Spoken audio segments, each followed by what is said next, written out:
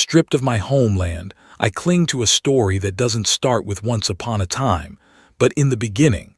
From absolute darkness to fragile order, I embark on a journey that forged nations and still haunts my every step today. These ancient scrolls are not just dusty religious records.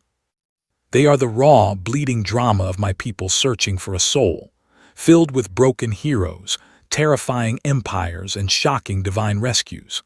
I mean, why would a father ever raise a knife over his own son? How did a lonely shepherd stand against the greatest empire on earth? What drove our golden, prosperous kingdom into absolute ruin in merely 3 generations? From Eden to this bitter exile, I watch how tiny, foolish choices sparked earth-shattering consequences.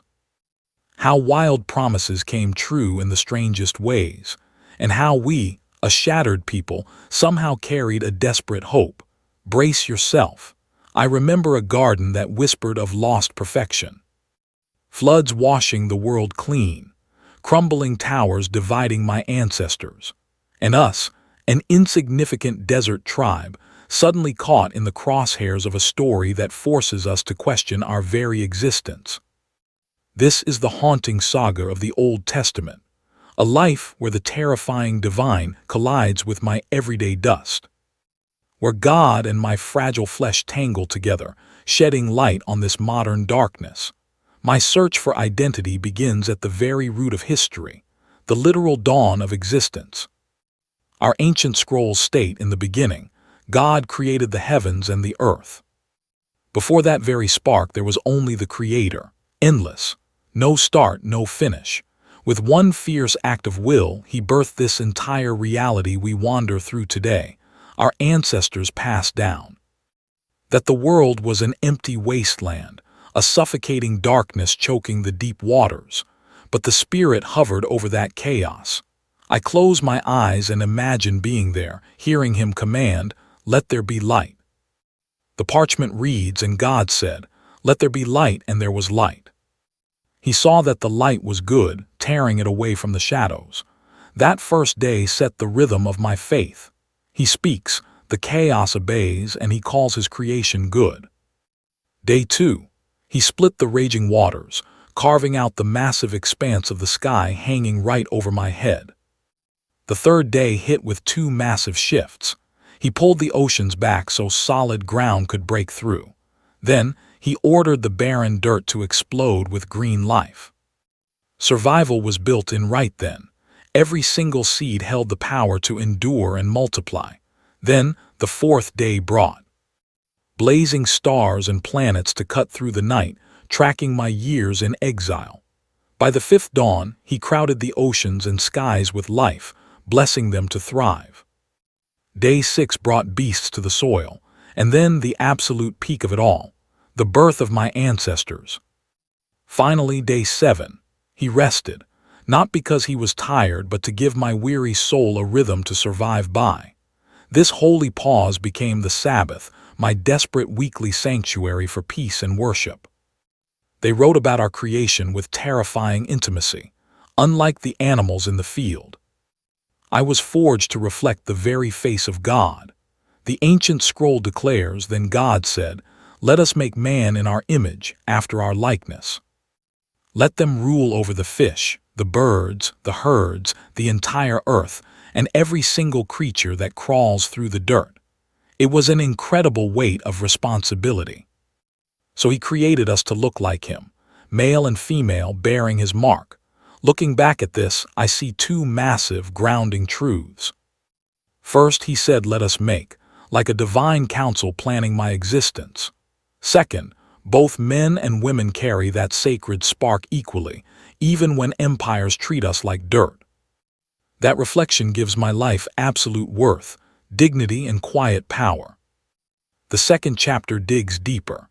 God sculpted my ancestor straight out of the mud, breathed his own life right into his lungs, and he woke up, a living, breathing soul. I picture a master potter with his hands buried in the clay. My heartbeat didn't start with a shouted order. It began with an incredibly close, intimate touch. God's own lungs filling mine with air. And then he built a perfect, secure home for us. The ancient text says he planted a lush garden out east in Eden, placing the man he formed right there. It was a haven of raw beauty, endless abundance, and pure safety. Inside those walls, my ancestors got their first purpose. God put him in Eden to work the soil, to fiercely guard and protect it. Sweating in the dirt wasn't a curse back then. I was originally designed to build, to protect, and to rule this earth with care. But that freedom came with a terrifying boundary line. Do not touch the tree of the knowledge of good and evil. One single rule amidst pure paradise. It forced me to choose between loyalty and rebellion, yet an ache remained. He noticed that crushing isolation. It is not good for man to be alone, he said. After making me name every passing beast, God finally moved to end my profound loneliness. He pulled me under into a heavy, dark sleep. While I was unconscious, he reached into my side, pulled out a rib, and sealed the torn flesh back up. From that bone he sculpted a woman. When he brought her over to me, my reaction echoed through time. Finally, someone who shared my soul. At last, bone of my bones and flesh of my flesh. She will be called woman, pulled right from my own chest. That raw poetry was my ancestors celebrating pure, unbroken unity before the world fell apart. Sometimes you and I have to wonder, what did that uncorrupted safety feel like? The scrolls hint at a staggering peace, complete harmony between us, the Creator, and the very dirt we walked on. Our bond with God wasn't terrifying religion. It was warm, breathless intimacy. The texts talk about him strolling through the garden in the evening breeze. He was right there, physical and real. No thick temple curtains, no guilt, just pure, unguarded connection between us, completely exposed and completely safe. The scroll says we were both totally naked, feeling zero shame. That wasn't just physical. It meant a life with zero walls. No hiding in the dark and no fake smiles. We didn't fight the earth for survival back then. We simply guided it with love. The daily labor didn't break my back or shatter my spirit. It gave me purpose, and the soil eagerly surrendered its fruits to my hands. You and I are stepping into a time before death even existed. We had everything we could ever need. No fighting for scraps, no panic about tomorrow. That paradise fed our bodies and our souls completely. But even in that perfection, we weren't just wandering aimlessly. We had real work, sacred duties, and hard choices to make. That ancient tree, standing right in the middle, drew a sharp line. It reminded me daily that while I carried the Creator's spark, I was no god. The tree of life was there too, offering endless days. Death was just a distant shadow, not the crushing certainty it is for us now. Inside that sanctuary, we felt absolute, unbroken peace in our souls. My mind, my heart, and my faith were entirely whole. This was the exact way humanity was meant to live. But our pristine safety in Eden wouldn't last. I still remember the day that new threat slithered in. The serpent was sharper and far more deceptive than any creature. It whispered to my wife, "Did God really say, 'You must not eat from any tree in the garden'?" The enemy started by subtly twisting the divine truth, making our absolute freedom feel like a cruel cage. That whisper planted a terrifying seed of doubt about our Maker's heart. She tried to correct the lie, but the poison was already working. She exaggerated the rules, forgetting the deadly cost of our rebellion. Then came the fatal lie. "You will certainly not die," it promised, claiming the Almighty was just holding us back, insisting our eyes would open and we would finally become divine ourselves. It was a vile trick, making me believe heaven was selfishly hiding my true potential. I felt the temptation ripping through me. The fruit looked so perfect, promising to unlock all the universe's secrets. I watched her reach out, take it, and take a bite. She handed it to me. I was right there and I ate it too. We traded our souls for a craving. It wasn't just breaking a rule. We were declaring our absolute independence, violently rejecting the Creator, trying to be the masters of our own universe. My greatest shame is how silent I stayed. I stood right there listening to that snake spit lies, doing absolutely nothing. I abandoned my post as protector and chose the darkness myself. Everything shattered instantly. The moment I swallowed, cold panic hit. My eyes flew open to my own nakedness, my own ruin. We frantically stitched leaves together to hide our bodies. We didn't find divine wisdom, just crushing guilt and terrifying exposure. That desperate scramble to hide our skin. Clinging to fragile leaves.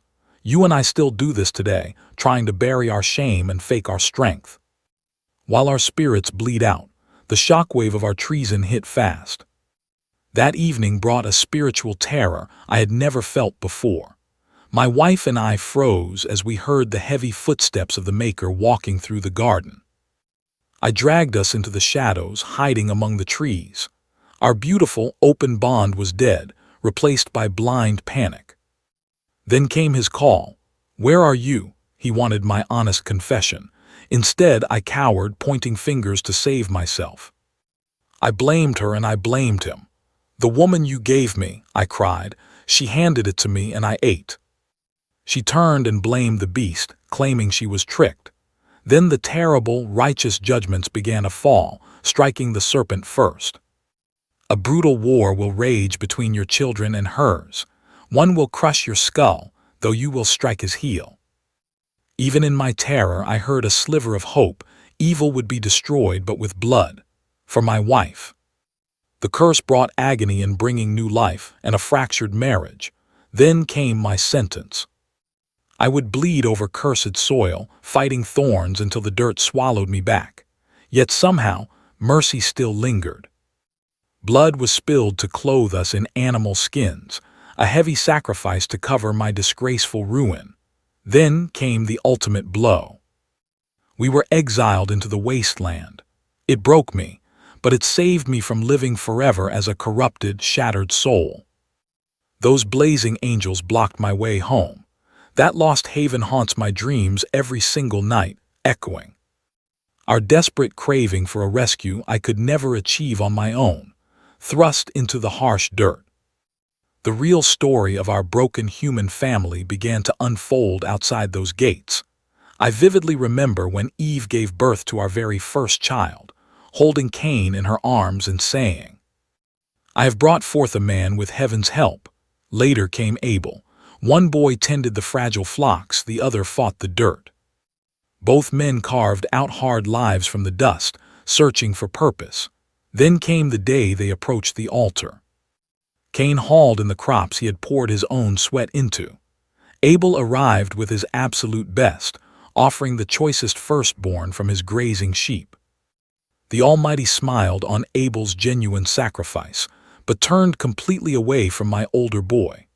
I watched Cain's heart shatter in real time, agonizing over exactly why his offering was rejected. Maybe Abel's faith was purer, or his gift cost him more. Maybe Cain was just going through the motions. Whatever the reason, that sudden rejection exposed the bitter poison festering inside Cain's broken soul. His face contorted with dark, violent rage.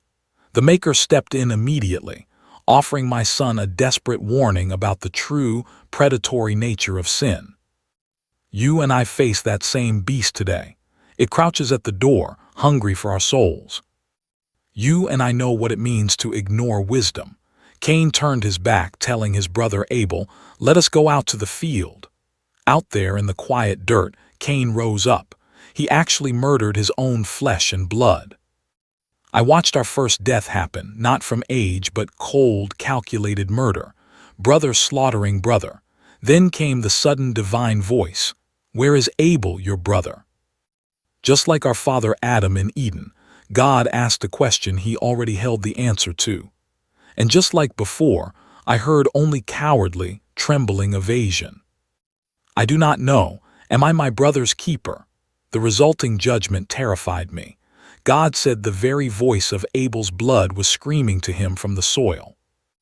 Our fallen earth grew even colder. I saw the soil reject Cain. The farmer who poured his brother's blood into the dirt would find nothing but barren rock forever. I was shocked when God offered this broken man a sliver of safety. The Lord placed a mark upon Cain, warning anyone who found him not to strike. Showing mercy to a remorseless killer changed everything I thought about divine justice. Even through heavy judgment, the Creator held back our violence to preserve life. Carrying his heavy sentence, Cain walked away from God's presence forever, settling in the land of Nod. Nod means wandering. I watched him become a restless fugitive. Yet despite the cursed earth, he desperately clawed out a living, married, and started a family. As the book of Genesis records, Cain knew his wife, and she conceived and bore Enoch. He built a walled settlement, desperately naming it after his son Enoch. I witnessed the birth of human civilization right there. Building that very first biblical city was our anxious attempt to manufacture security, stability, and belonging. It was everything this condemned wanderer desperately craved.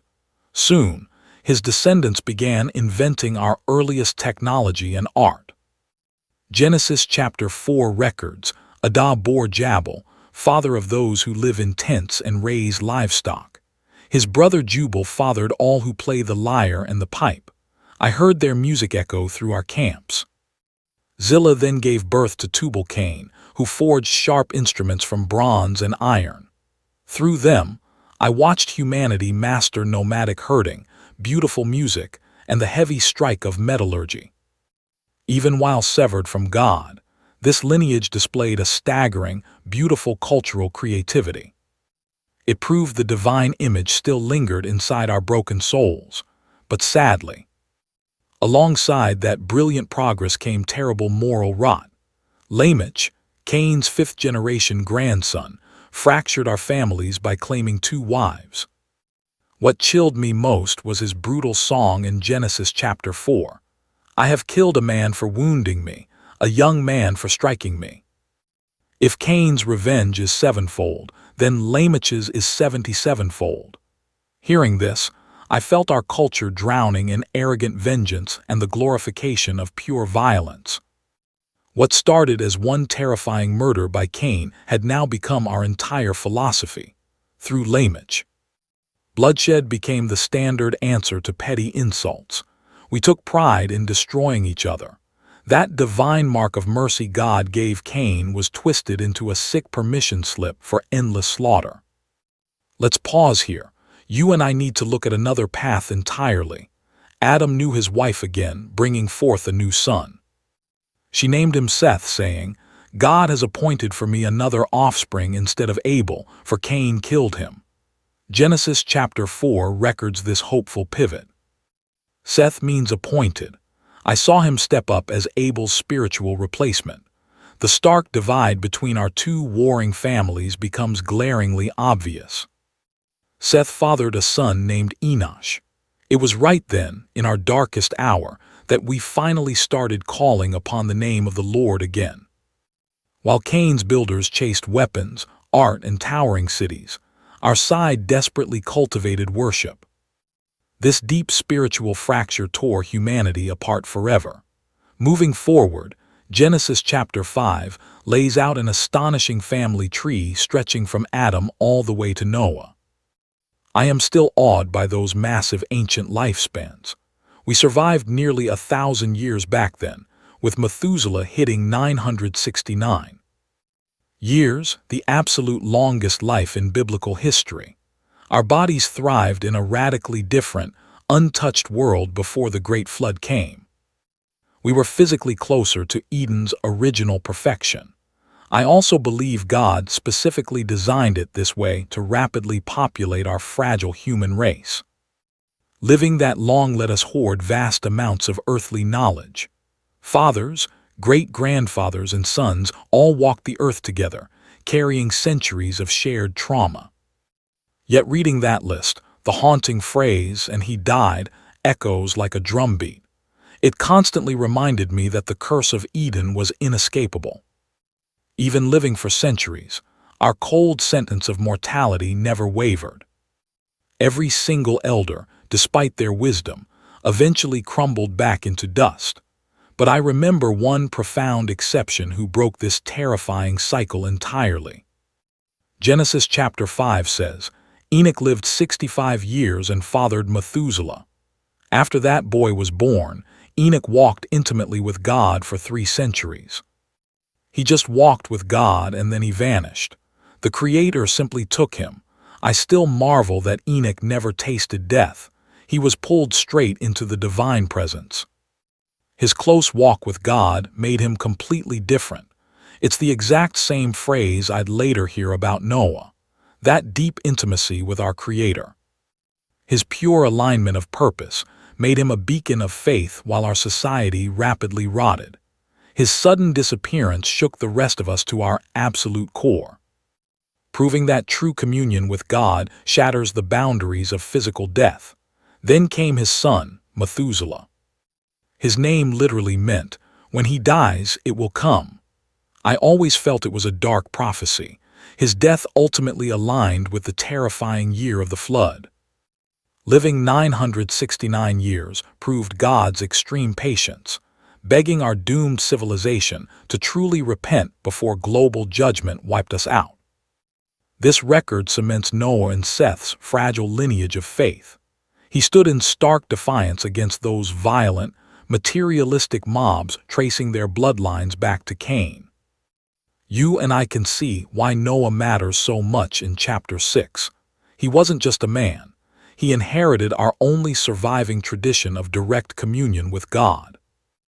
As our population exploded, so did our unchecked wickedness. And then Genesis chapter 6 details one of the most terrifying, mysterious episodes in history. I watched mankind aggressively multiply across the earth, and beautiful daughters were born to them. I watched the powerful, these sons of God, take any woman they desired. You and I might debate who they really were, but back then, we just knew the absolute terror of their dominance. Some whispered they were fallen angels in human flesh. Others saw ruthless warlords building massive harems. Or maybe they were just righteous families trading their faith for the seduction of an unfaithful world. I felt our identity slipping away daily. Whatever they were, the fallout was absolute ruin. Our Creator looked down and saw only sprawling wickedness consuming the earth. Genesis 6 verse 5 says every human inclination was purely evil, all the time. I didn't just see street violence. I saw souls rotting from the inside out. Our deepest motives, our very thoughts, became utterly twisted and dark.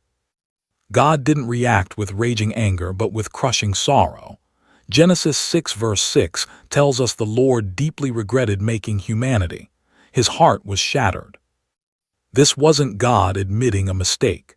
It was the agonizing grief of a parent watching their beloved children destroy themselves. I felt that heavy, divine sorrow echoing in my own chest. His next choice was terrifying.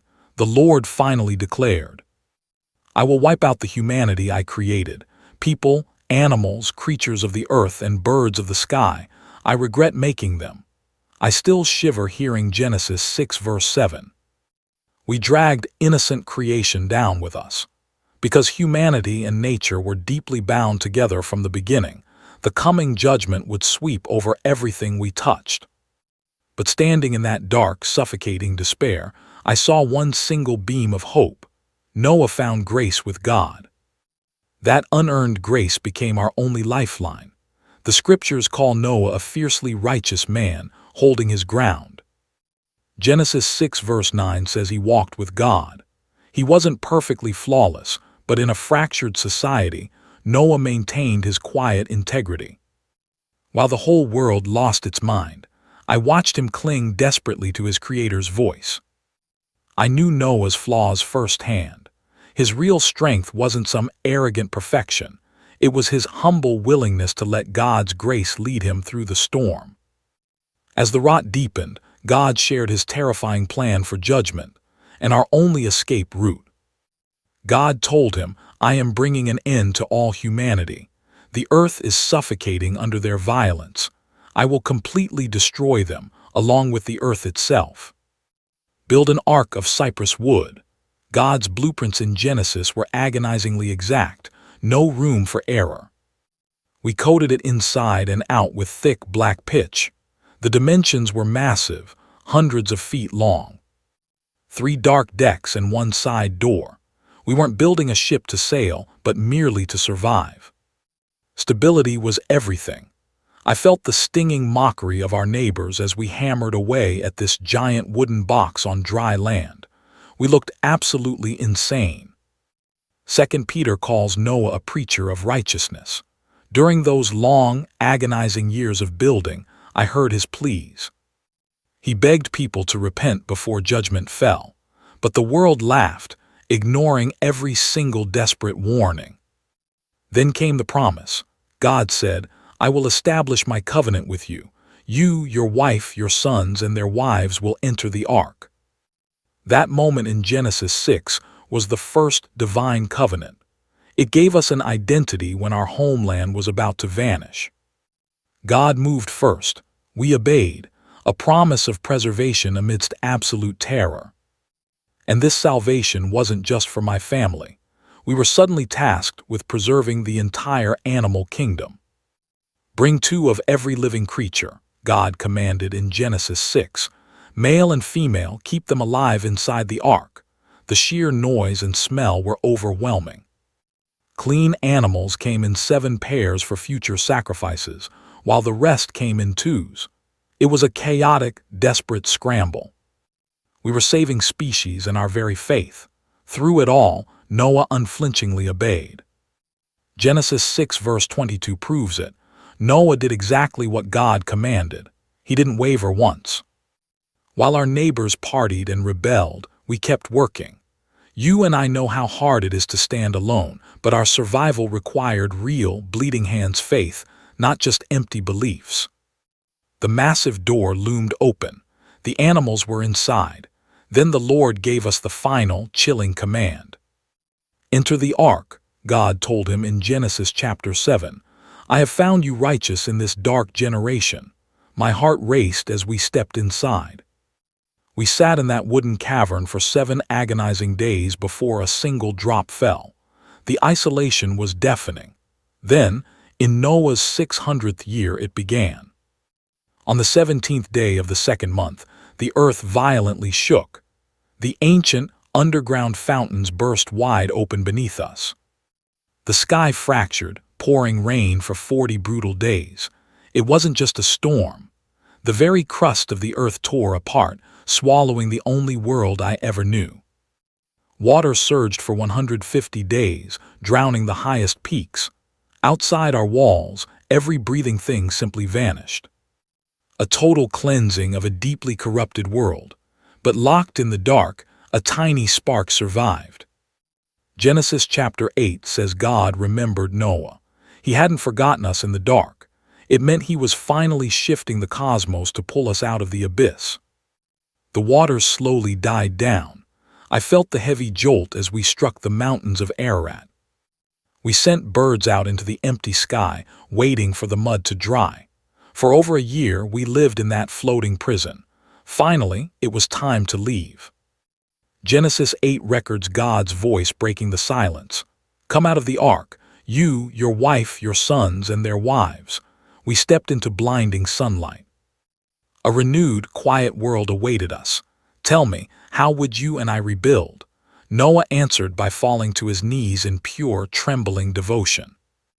Genesis chapter 8 says Noah built an altar. I remember standing there, shivering in the damp earth, watching him take the clean animals and offer them up in the smoke. Before we even pitched a tent to sleep in, we built an altar. That blood acknowledged God's mercy, but also the dark truth. Sin had survived the flood right inside my own heart. In return, God gave a promise. Genesis chapter 8 records, "I will never again curse the ground for man's sake, although the imagination of man's heart is evil from his youth. Nor will I again destroy every living thing as I have done. While the earth remains, seed time and harvest, cold and heat, Winter and summer, and day and night shall not cease. To ease my fear of the sky, God made a pact. Genesis chapter 9 describes, "Thus I establish my covenant with you. Never again shall all flesh be cut off by the waters of the flood. Never again shall there be a flood to destroy the earth." I trembled, looking up as God painted a brilliant rainbow across those dark clouds. A symbol I could point out to my children so they wouldn't live in fear. This new covenant gave us fresh rules. First, a push to multiply and fill the empty earth. Second, we could finally eat meat, but with a warning. "But you shall not eat flesh with its life, that is, its blood," says Genesis chapter 9. Finally, the absolute law against murder. "Whoever sheds man's blood, by man his blood shall be shed, for in the image of God he made man." That was Genesis chapter 9. This covenant covered all of us. I finally had reliable seasons. We had new food and basic rules of justice to rebuild civilization in a world where my own sin still lingered. Even Noah, my hero who walked with God, could fall. Genesis chapter 9 records his quiet breakdown. "And Noah began to be a farmer, and he planted a vineyard. Then he drank of the wine and was drunk and became uncovered in his tent." Seeing the Savior of humanity so broken left me feeling utterly lost and terrified. How we reacted exposed our true hearts. Genesis chapter 9 says, "And Ham, the father of Canaan, saw the nakedness of his father and told his two brothers outside."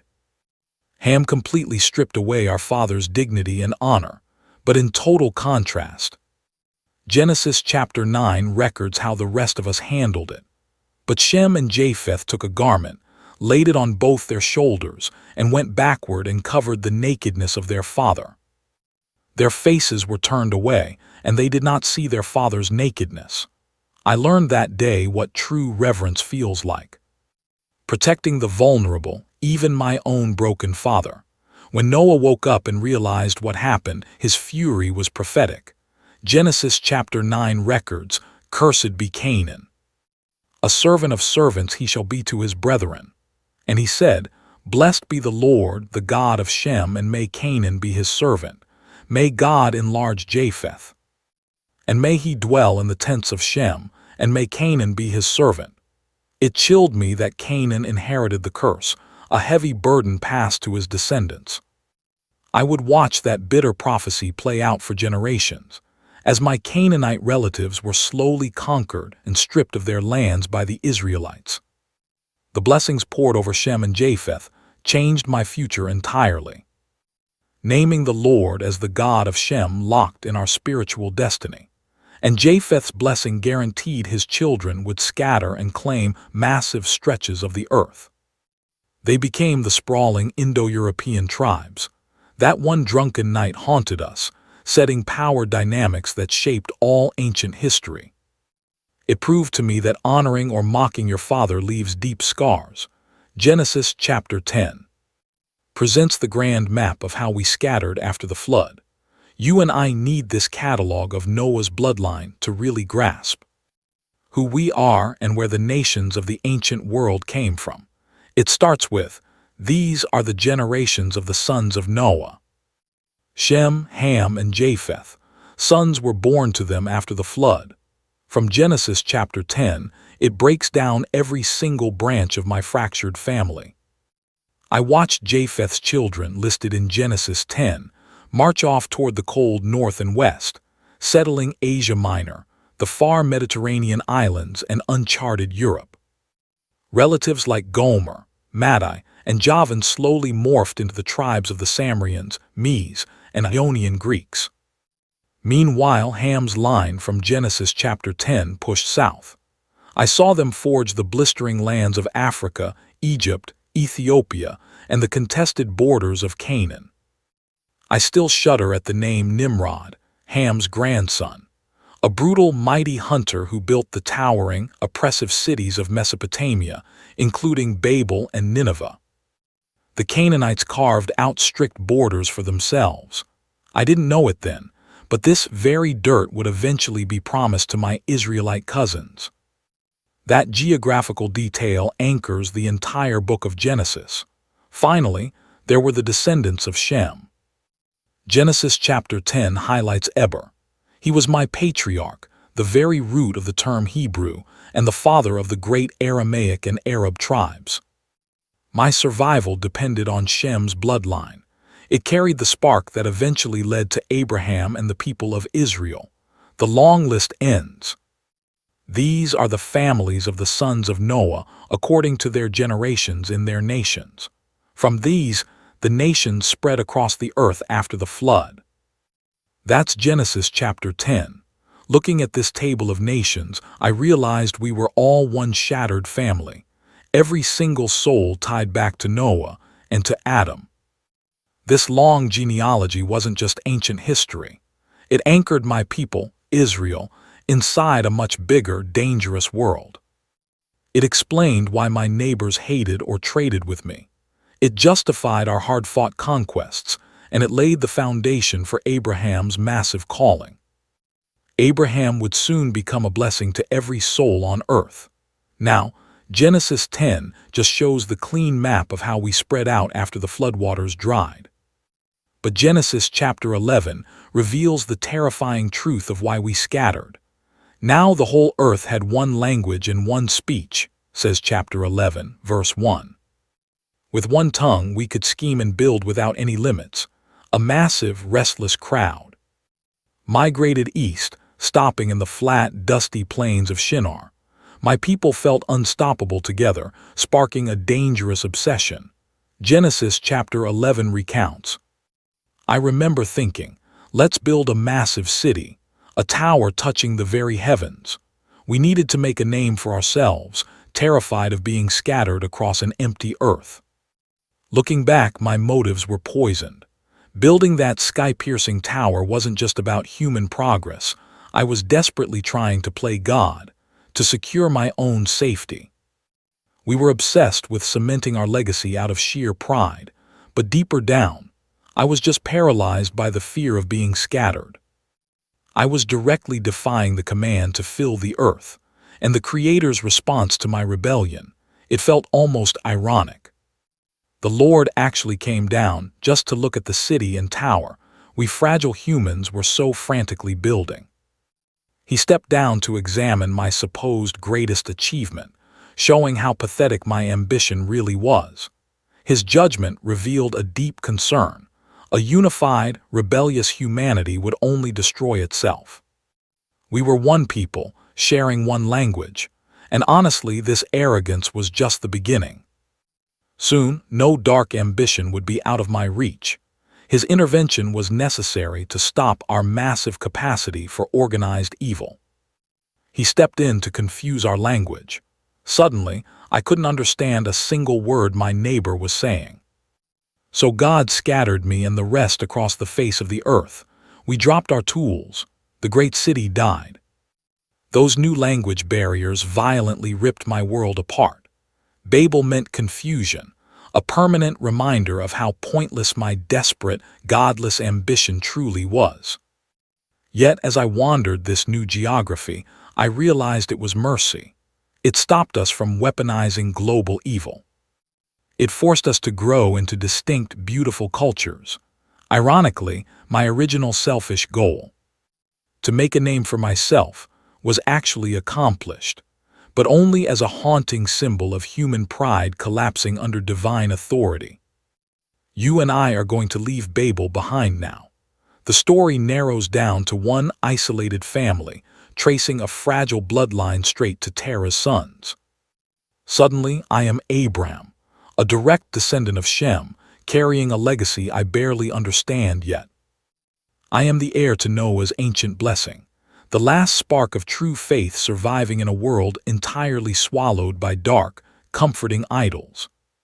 My father Terah led us out of the Chaldeans toward Canaan, but we stalled in Haran. When he died there, my whole identity shattered. It was exactly then. At 75 years old, stuck in my grief and settled in Haran, that the voice broke through the silence, entirely rewriting my destiny. The command hit me like thunder: leave your country, your people, your father's house. Walk into the absolute unknown. In return, I will build you into a massive nation. I will bless you and make your name legendary. You will become a living blessing. Whoever curses you, I will curse. Through you, every broken family on earth will find hope. This demand was terrifying. I had to rip myself away from my homeland, my tribe, and my family. I was giving up my only sources of safety and identity in this harsh world. The promises felt impossible. He offered me a new land.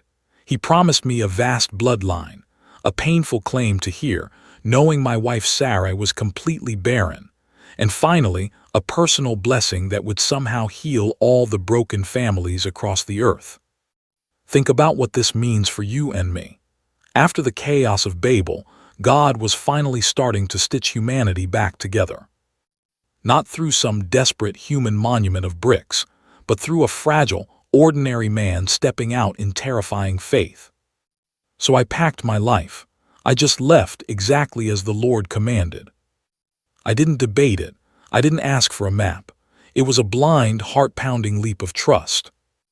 Looking back, it sounds insane. I was called to claim an inheritance, so I just started walking. I had absolutely no idea where I was going. When I reached Canaan, the voice returned. He promised, "I am giving this land to your descendants." The mystery destination was Canaan, a brutal territory already claimed by cursed tribes. I was totally outnumbered, feeling like a ghost in a hostile country. My only defense was worship. I dragged stones together and built an altar, the first of many on this lonely, terrifying migration. These rocky altars weren't just for prayer. They were quiet, desperate stakes in the ground, claiming my unborn family's future. I never really unpacked.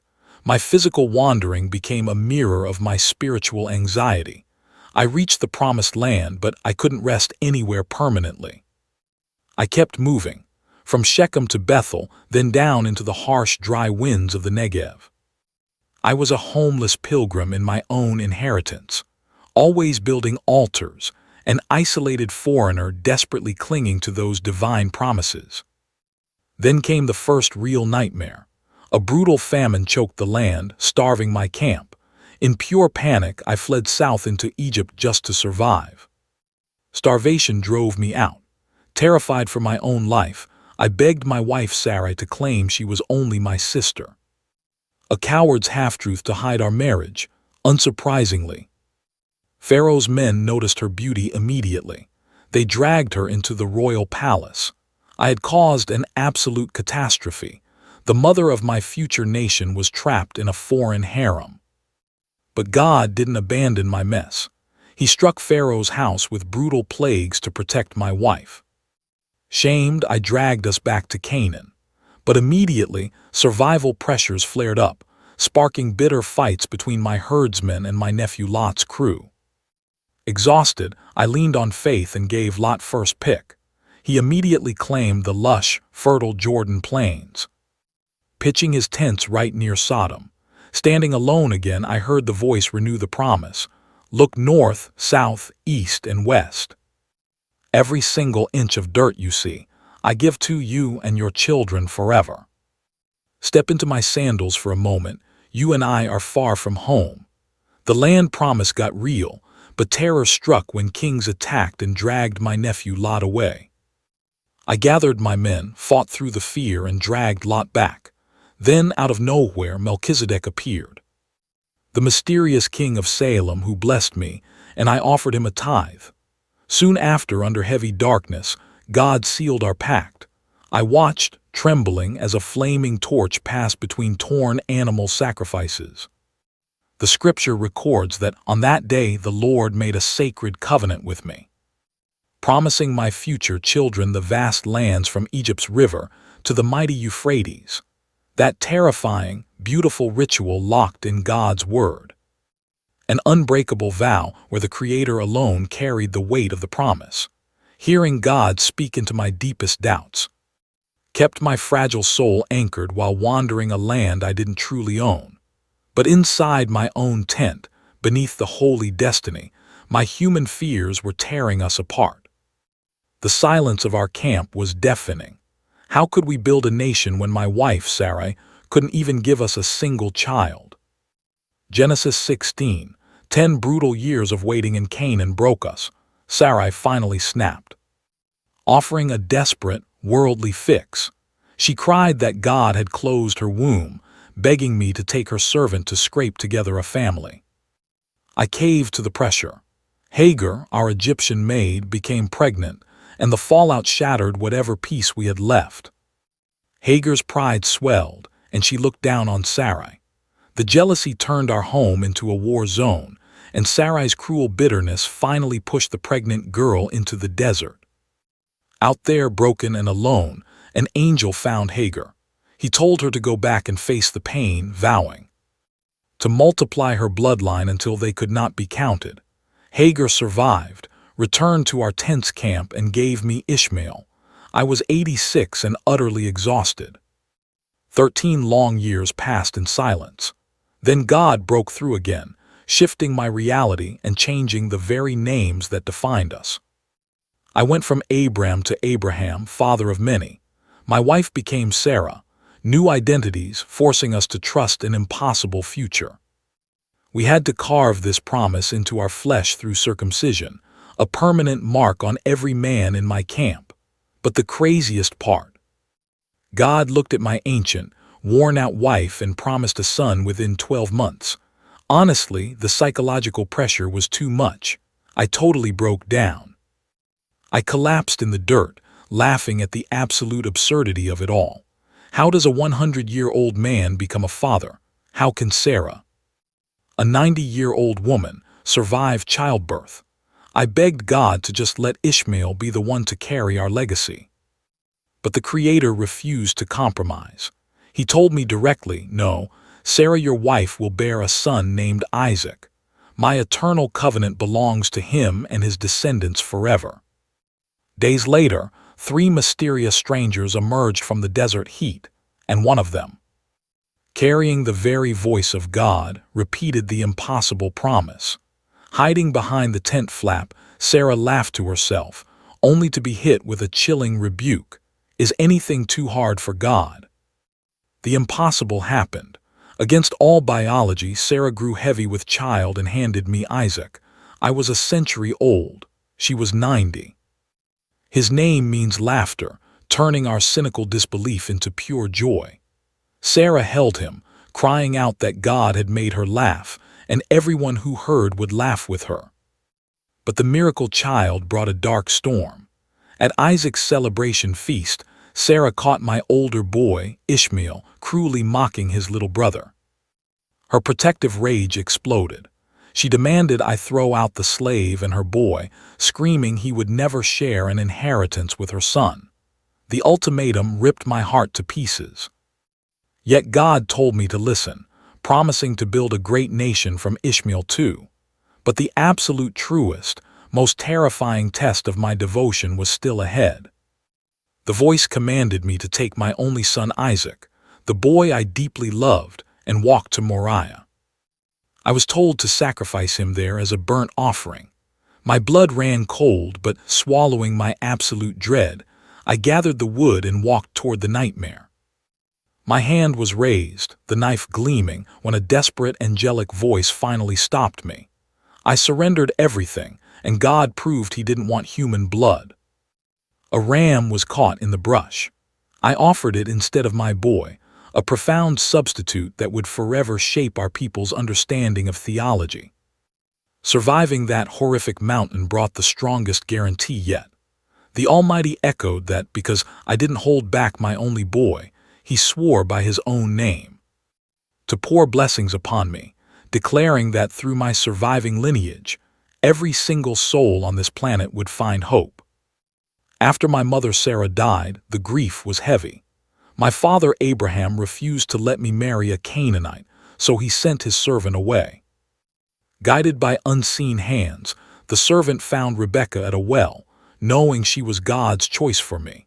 I brought my new bride straight into my late mother's empty tent. I loved her deeply, finding comfort in the silence. But like my mother before her, Rebekah was completely barren. Terrified our sacred bloodline was dead, I pleaded with God. And he heard my desperate prayer. Rebecca finally conceived, but the answer to our tears brought a brutal complication. The unborn children were violently fighting inside her womb. Exhausted and terrified, my wife begged God for answers. The prophecy she received was chilling. 2 warring nations were in her belly. One would dominate, and the older brother would be forced to serve the younger. You and I both know how family divides us. The twins arrived completely different. Esau, my firstborn, came out red and covered in thick hair. Right behind him was Jacob, clutching his brother's heel. These stark physical differences warned us of the bitter lifestyle rivalry looming ahead. As my boys grew, Esau thrived in the wild as a ruthless hunter. Jacob stayed back, a quiet, calculating man watching from our family tents. The differences poisoned us. I blindly favored Esau for the wild meat he hunted, while Rebecca fiercely protected her favorite son, Jacob. Recognize this family fracture. Our toxic favoritism laid the groundwork for future chaos. The first major explosion happened when Esau stumbled in from the fields, completely exhausted.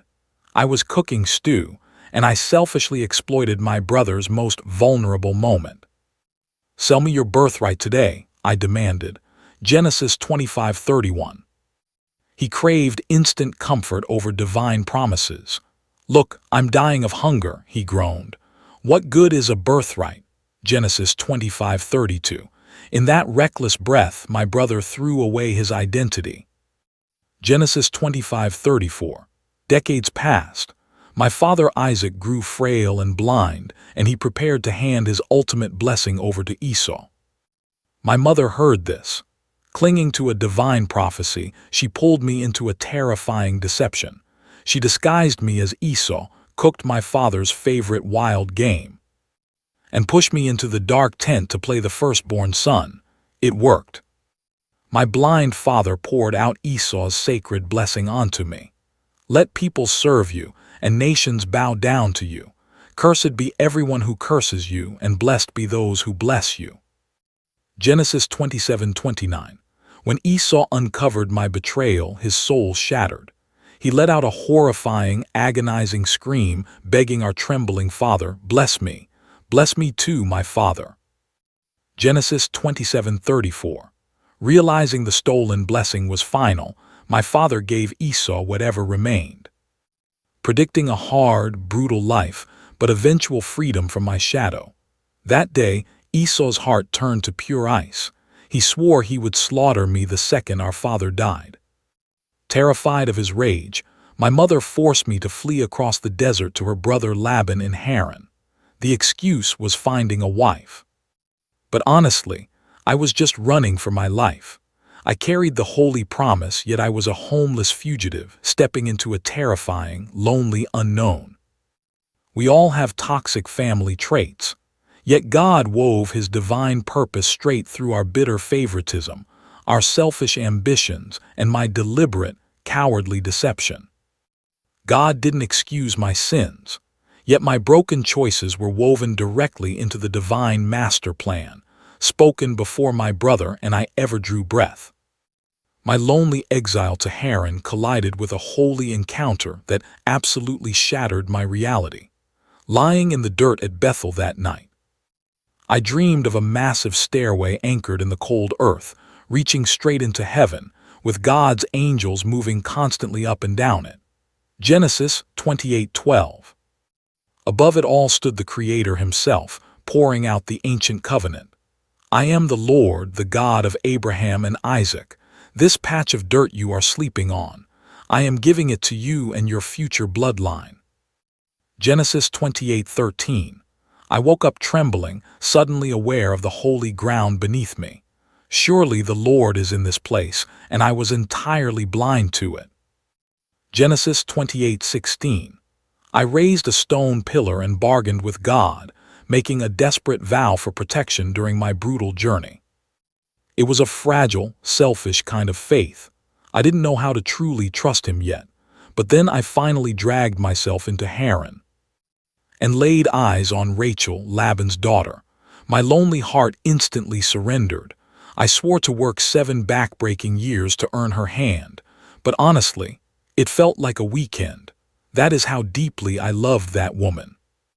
Genesis 29:20. But on my wedding night, Laban secretly replaced Rachel with her older sister, Leah. When sunlight exposed the cruel trick, my blood ran cold. Laban just smirked. Around here, we don't give the younger away before the firstborn. Genesis 29:26. You see the bitter irony, right? I stole my brother's future. Now I was paying the price. Trapped, I agreed to work 7 more brutal years for Rachel. Decades dragged by. Through my wives and their servants, my complicated, fractured family grew 11 sons and 1 daughter born during my lonely exile. These boys carried the seeds of the 12 ancient tribes. My favorite, Joseph, would later claim 2 tribes himself. But after 20 suffocating years in Haran, I knew my soul had to go back to Canaan. Getting away wasn't easy. Laban refused to let me leave, knowing perfectly well that my sweat had made him a very rich man. I finally packed my life and fled into the dark. Laban chased us down, but we reached a tense truce, stacking stones at Gilead to mark a cold, permanent boundary. But my deepest nightmare was still waiting. Esau. He had sworn to butcher me 20 years ago.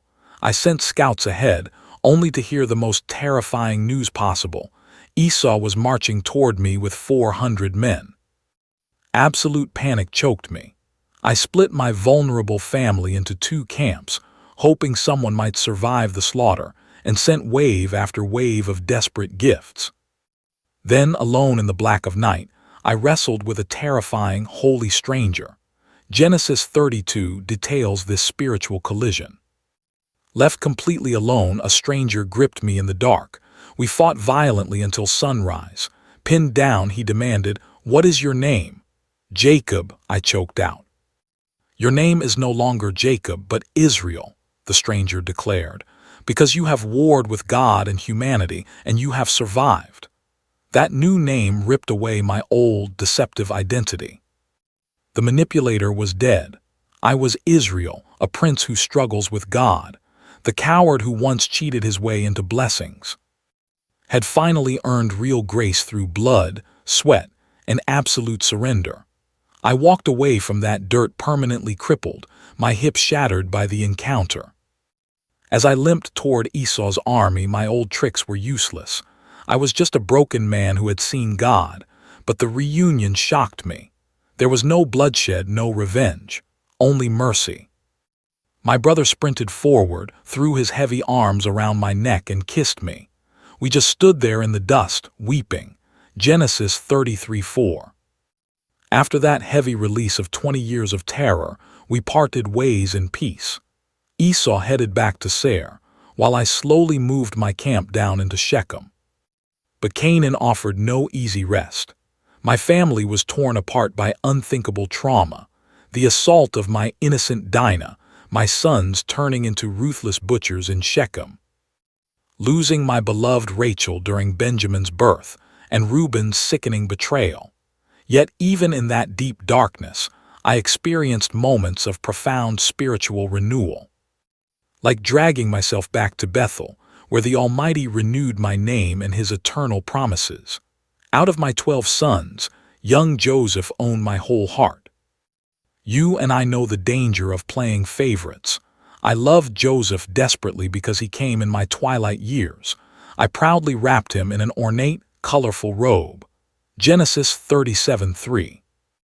My blinding favoritism, mixed with Joseph's arrogant dreams about ruling over the entire family, bred a toxic hatred in his brothers until they couldn't speak to him without venom. Genesis 37:4. The tension violently snapped the day I foolishly sent Joseph out to check on the boys, who were grazing flocks miles away. As he approached, they circled him. "Here comes the dreamer," they hissed. "Let's kill him," I heard my own brothers whisper. "Throw him into that dark cistern." Genesis 37:19. My brother Reuben begged them to just trap me alive in that pit, secretly hoping he could drag me out later. But before Reuben could save me, Judah found a colder answer. Sell me to passing Israelite merchants. For 20 pieces of silver, my family sold my freedom. They smeared my beautiful robe with goat's blood and handed it to my broken father, letting him mourn. You and I know how betrayal stings. Meanwhile, I was dragged to Egypt. Stripped of my homeland, I was bought by Potiphar, Pharaoh's officer. Even in my profound loneliness, God stayed close, bringing me unexpected success. Terah realized God was guiding my every step, blessing all my labor. Genesis 39, verses 2 and 3. Because of this, he trusted me to oversee his entire household. Then the real temptation hit when Piper's wife demanded I sleep with her. I refused, asking, how could I commit such evil and betray God? Genesis 39:9, furious and rejected. She lied and accused me of assault, throwing me straight into a dungeon. Yet even trapped in that darkness, God's grace gave me favor with the warden. Genesis 39:21. He put me in charge of the other inmates, down there.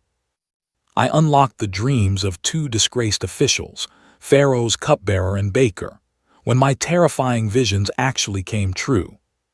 With the baker executed and the cupbearer restored, I begged that man to mention me to Pharaoh, but he completely forgot I even existed. Genesis 40:23. 2 long agonizing years passed. Then Pharaoh suffered nightmares his wise men couldn't solve, and the cupbearer finally remembered my face. Dragged from my cell, I stood before Pharaoh and said, I have no power, but God will give you your answer. Genesis 41:16. I revealed what the dreams meant. 7 years of massive wealth, instantly swallowed by 7 years of brutal starvation. I urged him to stockpile grain immediately. Stunned by this ancient wisdom, Pharaoh handed that massive burden directly to me.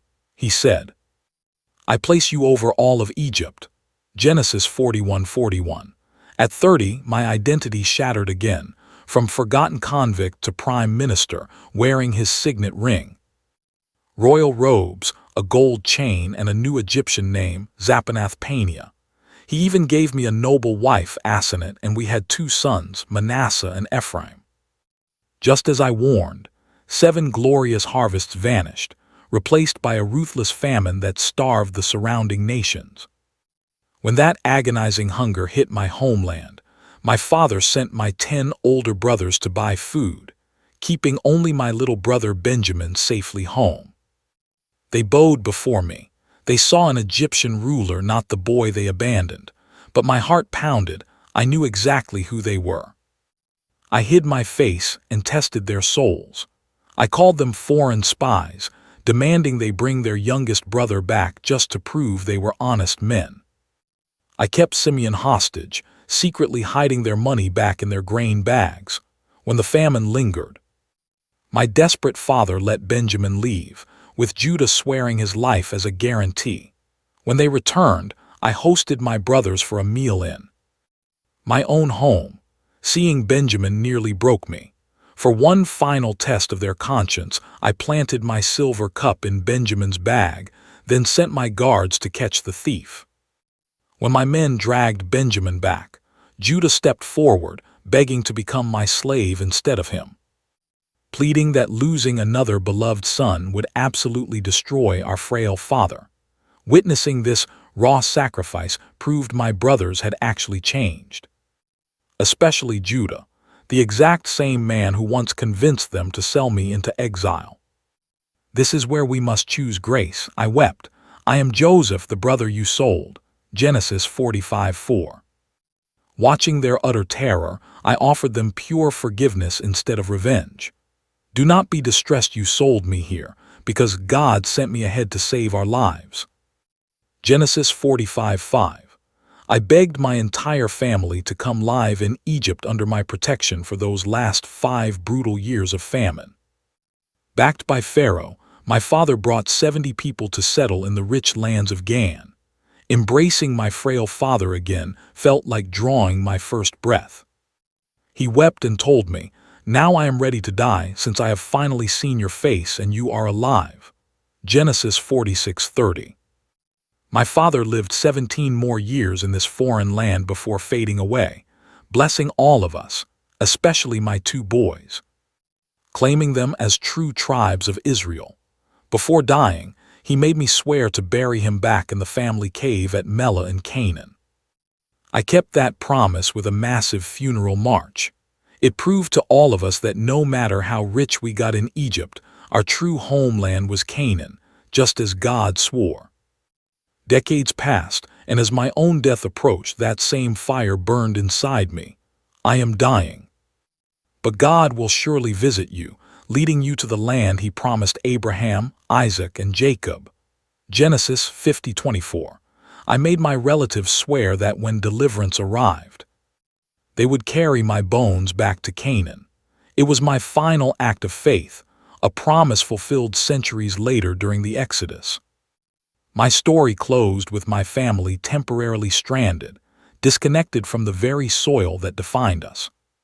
We held tight to faith. You and I know waiting is agonizing, yet my descendants ultimately prospered in Egypt. Exodus 1:7 records. The Israelites were fruitful and multiplied greatly, becoming exceedingly numerous, so the land was filled with them. This explosive growth proved God was forging Abraham's great nation just as promised. But that exact prosperity painted a target on our backs. Exodus 1:8 marks the terrifying shift. A new king rose to power, completely ignorant of who I was. This Pharaoh erased my legacy, viewing my thriving people as a dangerous infection. His cold answer was calculated oppression. Exodus 1:11 states, "They placed slave masters over us, trying to break our spirits with forced labor. We bled daily building Pharaoh's massive supply cities. But when that brutal tactic failed to crush us, the more they oppressed us, the more we multiplied." Pharaoh panicked and took extreme measures. He ordered our Hebrew midwives to secretly murder every newborn boy we had. When the brave midwives refused, Pharaoh issued a horrifying public decree. Every Hebrew baby boy must be thrown directly into the river. We were living through absolute genocide when Moses entered our world. One of our women gave birth to a beautiful son. Terrified of losing him, she managed to hide the boy in the shadows for 3 agonizing months. When the crying grew too loud to hide, his mother made a desperate choice. She wove a tiny papyrus basket, sealing it tightly with thick tar and pitch. With a breaking heart, she placed her little boy inside and left him hidden among the tall reeds along the banks of the Nile. By some miracle, Pharaoh's daughter found the crying baby and chose to save him.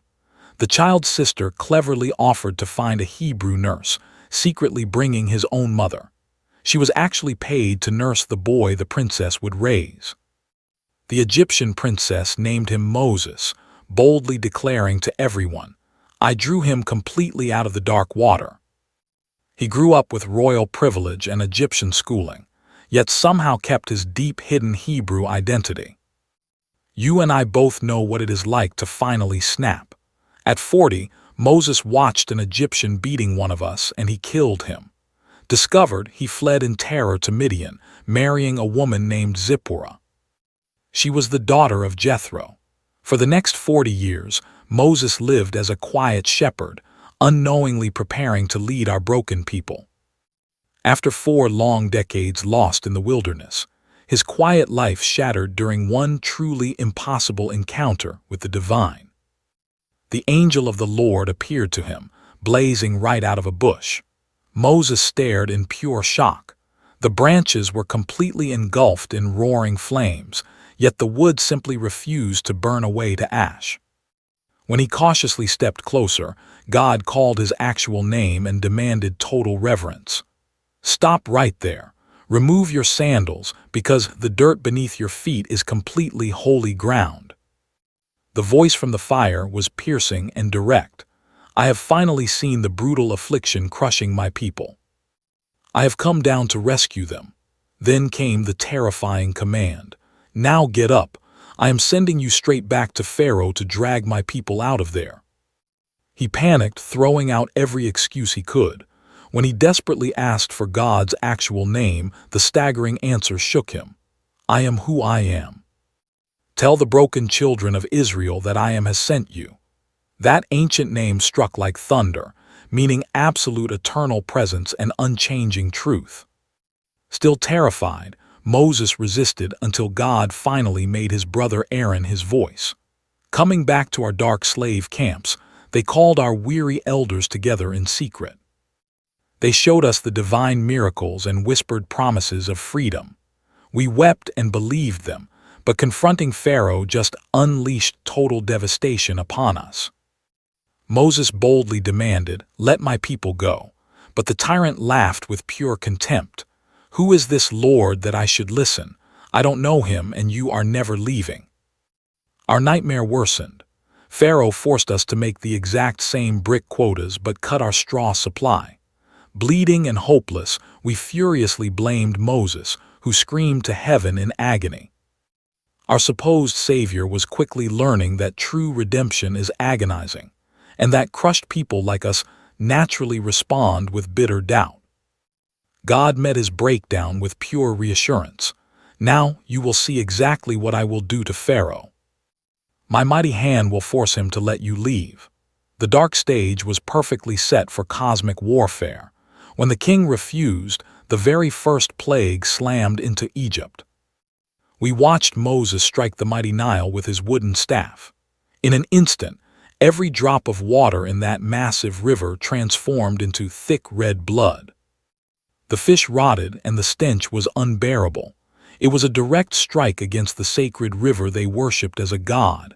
Still stubborn, Pharaoh brought down a second nightmare. Millions of frogs crawled from the rot, swarming everywhere, directly mocking their fertility goddess Hecate. The tyrant begged for mercy, promising us freedom, only to lie when the frogs vanished. Then, without any warning, the third plague hit, vicious gnats crawling over every human and animal. His dark magicians who faked earlier signs totally failed here. They stared in horror and whispered, "This is the very finger of God." When the fourth plague brought thick swarms of flies, everything changed for us. God declared, "I will finally draw a line between my people and yours." The plague stopped hitting our slums in Goshen. The fifth strike wiped out the Egyptian livestock with a deadly virus, humiliating their powerful animal gods while our herds lived.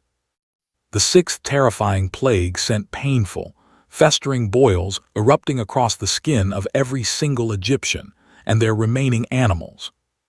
You and I know fear changes people. Before the seventh plague, apocalyptic hail and fire, a warning went out. Even some terrified Egyptians finally believed the Lord and took shelter. Those who ignored it were obliterated. Then came the eighth horror, endless black clouds of locusts eating every surviving green leaf. Even Pharaoh's loyal servants begged him to let us leave. The ninth plague suffocated Egypt in an unnerving, physical darkness for 3 days. It totally murdered their sun god Ra, while our tiny Hebrew homes were miraculously glowing with light. When the mad king still refused our total freedom, the final, unthinkable plague was declared, the midnight death of every single firstborn. It was the ultimate, crushing judgment on Egypt's soul. To survive this night, we had to prepare the Passover. We slaughtered a lamb for each family, smearing its blood on our wooden doorposts. We choked down bitter herbs and flatbread. The warning was clear. When I see the blood, I will pass over you. At the stroke of midnight, the dark angel of judgment fell. A horrific, deafening scream ripped through Egypt, because there wasn't a single Egyptian house without a dead child inside. Utterly broken and grieving, the dictator finally screamed his surrender. "Get up, leave my people right now." Those 10 plagues proved our God was terrifyingly supreme, effortlessly crushing every single idol and force of nature. The arrogant Egyptians thought their pathetic false gods actually controlled. We packed in a frantic rush. Just as Moses instructed, we demanded silver, gold, and fine clothes from our former masters. Terrified of us, they surrendered it all. That captured plunder was our bloody compensation for centuries of brutal, backbreaking labor. What would you and I do with sudden freedom? That night, over 2 million of us, men, women, and children, marched out of the ashes, stepping into the terrifying, beautiful unknown. You and I are there from the start. God guided our journey. A pillar of cloud led us by day, and a blazing fire lit our path every single night. That glowing presence gave us constant direction. But oddly, the Creator did not lead us down the quickest, easiest route. Instead, we were dragged down a path that left us entirely trapped between the crashing sea and the ruthless Egyptian army. Shortly after our escape, Pharaoh mobilized his forces to drag us back in chains. Seeing those chariots, my heart stopped. I screamed out, "Were there no graves in Egypt that we must die here?" But Moses stared down our panic with pure faith. He yelled, "Do not be afraid. Stand still and see our salvation. The Lord fights for us." What happened next remains the most shattering, dramatic intervention I have ever witnessed with my own eyes. Moses raised his trembling hand. Suddenly, a brutal east wind ripped across the water all night long, tearing the sea apart until the violent waves became a path of dry dust. So we marched right into the middle of the ocean on dry ground. Massive walls of roaring water towered over us on our right and on our left. The Egyptian forces chased us blindly into the canyon of water, but God threw their mighty army into absolute chaos. Once we made it safely across, the ocean collapsed, crushing every chariot and horseman in Pharaoh's massive army. That brutal victory proved our God possessed absolute, unmatched power.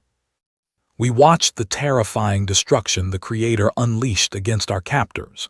Standing on that shore, we finally feared the Lord and believed. Overcome with relief, we sang out in wild celebration. I watched Miriam lead the women, dancing through the dirt with tambourines shaking.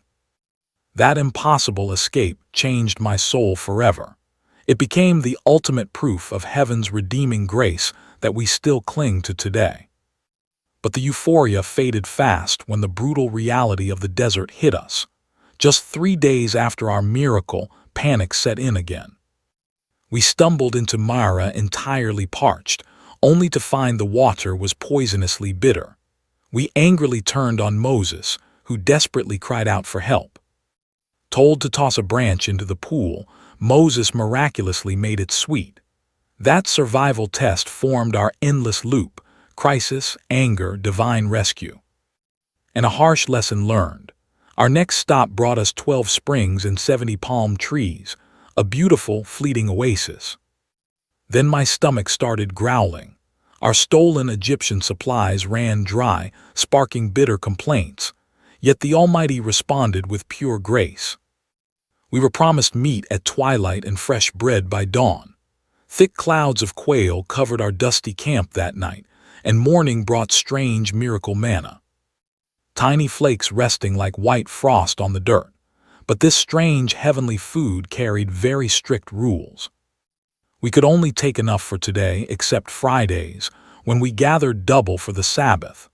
Those limits forced us to trust our Creator completely, every single morning. I chewed that same bread for 40 grueling years, until we finally stepped onto inhabited soil. At Rephidim, thirst drove us mad again. The Almighty told Moses to smash a stone with his staff, and fresh water exploded into the dust. There, the vicious Amalekites ambushed us. While Joshua led us into brutal combat, Moses stood high above, forced to keep his arms raised so we could survive. When his arms gave out, Aaron and Hur held them steady until the bloody sun dropped, saving our lives. You and I learn quickly here. We must fight, but heaven holds the outcome. Right before Sinai, we were visited by Jethro. Moses' father-in-law arrived with brilliant leadership advice. He saw our prophet completely broken by settling our endless fights. Jethro told him to assign faithful judges over different groups. Moses set this up, which finally brought some order to our chaotic desert exile. 3 long months after fleeing slavery, we collapsed in the desolate Sinai wilderness. Staring up at that terrifying, jagged mountain, we waited. Moses bravely climbed up to meet God, and a booming voice echoed down the mountain. "Tell the house of Jacob, and declare this to all the weary children of Israel. You yourselves saw how I ruined the Egyptians, how I carried you away on eagle wings and brought you directly to me." Those words anchored our new identity. We weren't chosen because we were good, but entirely because of the mercy and power that freed us from chains. Then came the terrifying, beautiful offer. If we would obey his voice and honor this bond, we would become his most prized possession on earth. A kingdom of priests and a completely holy nation. That promise gave my shattered, wandering people a sacred destiny and a double purpose. We would be heaven's own treasure, an intimate, exclusive bond, while serving as a bridge of priests, standing between the Creator and every other nation. It didn't erase the old promise to our father Abraham. It was the map to actually achieve it. With one voice, we screamed our agreement. Everything the Lord demands, we will do. That blind, desperate promise felt entirely sincere. But my faith would be shattered and tested for years. With the pact agreed upon, we frantically started preparing to meet the divine face to face.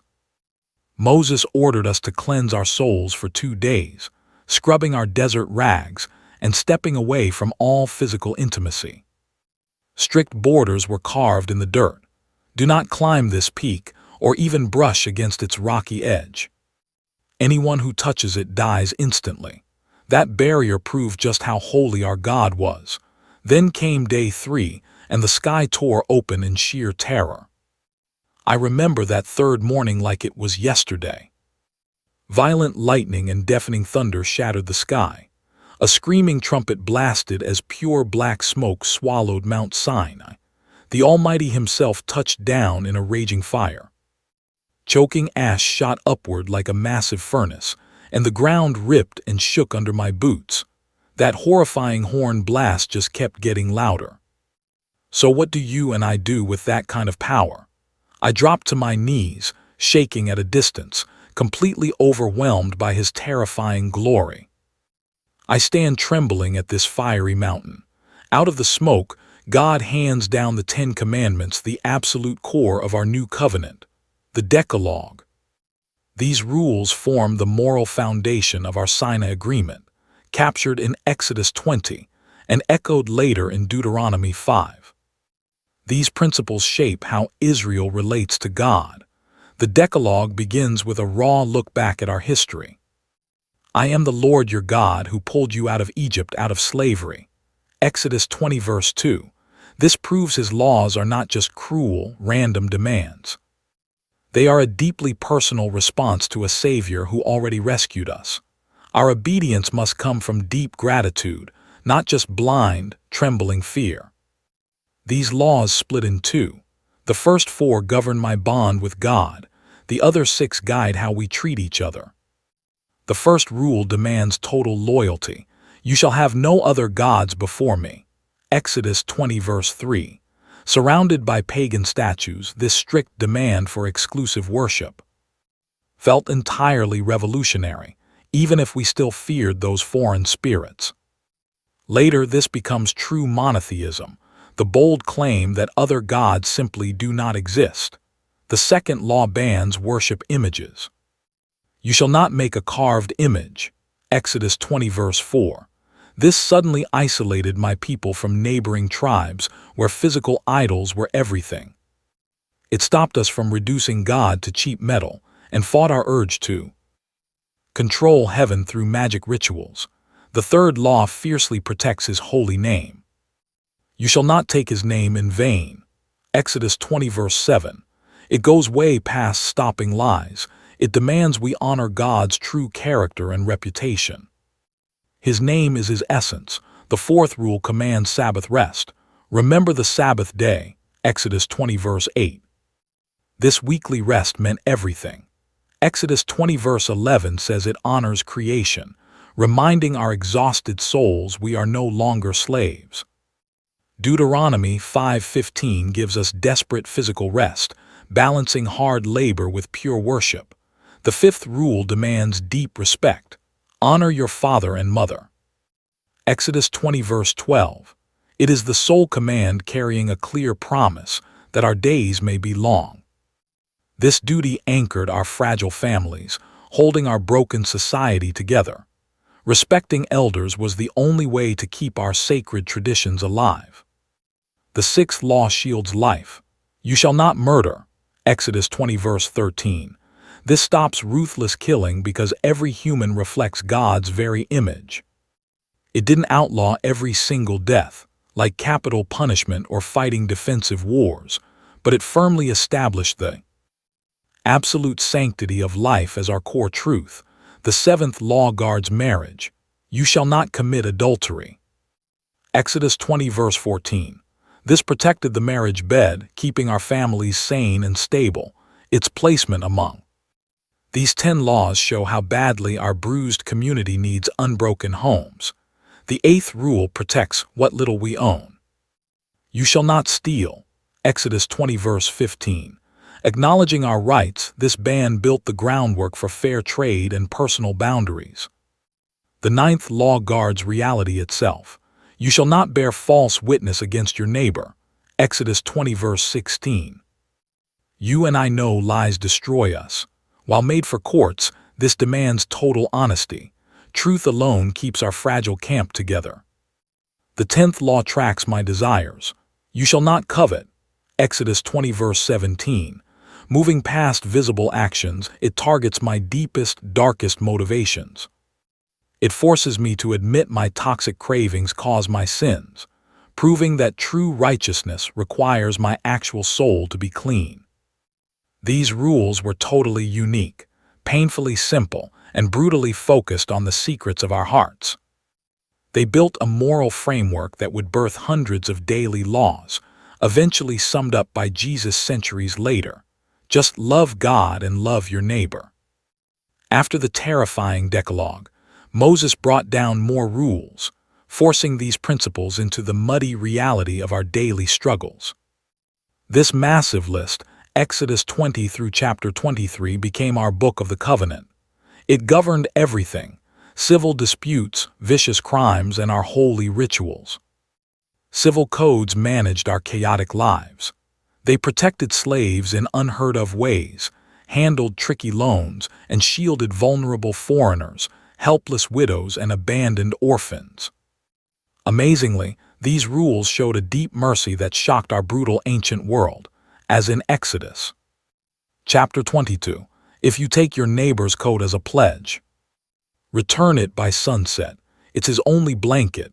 How else will he survive the freezing night? When he cries out to me, I will listen, for I am compassionate. Criminal laws dealt out strict justice. We learned proportional payback, an eye for an eye, a tooth for a tooth. Exodus 21:24. It didn't fuel our bloodlust. It chained it down. It ensured my furious anger couldn't demand more blood than the crime actually deserved. Ceremonial rules governed our sacred festivals and tithes.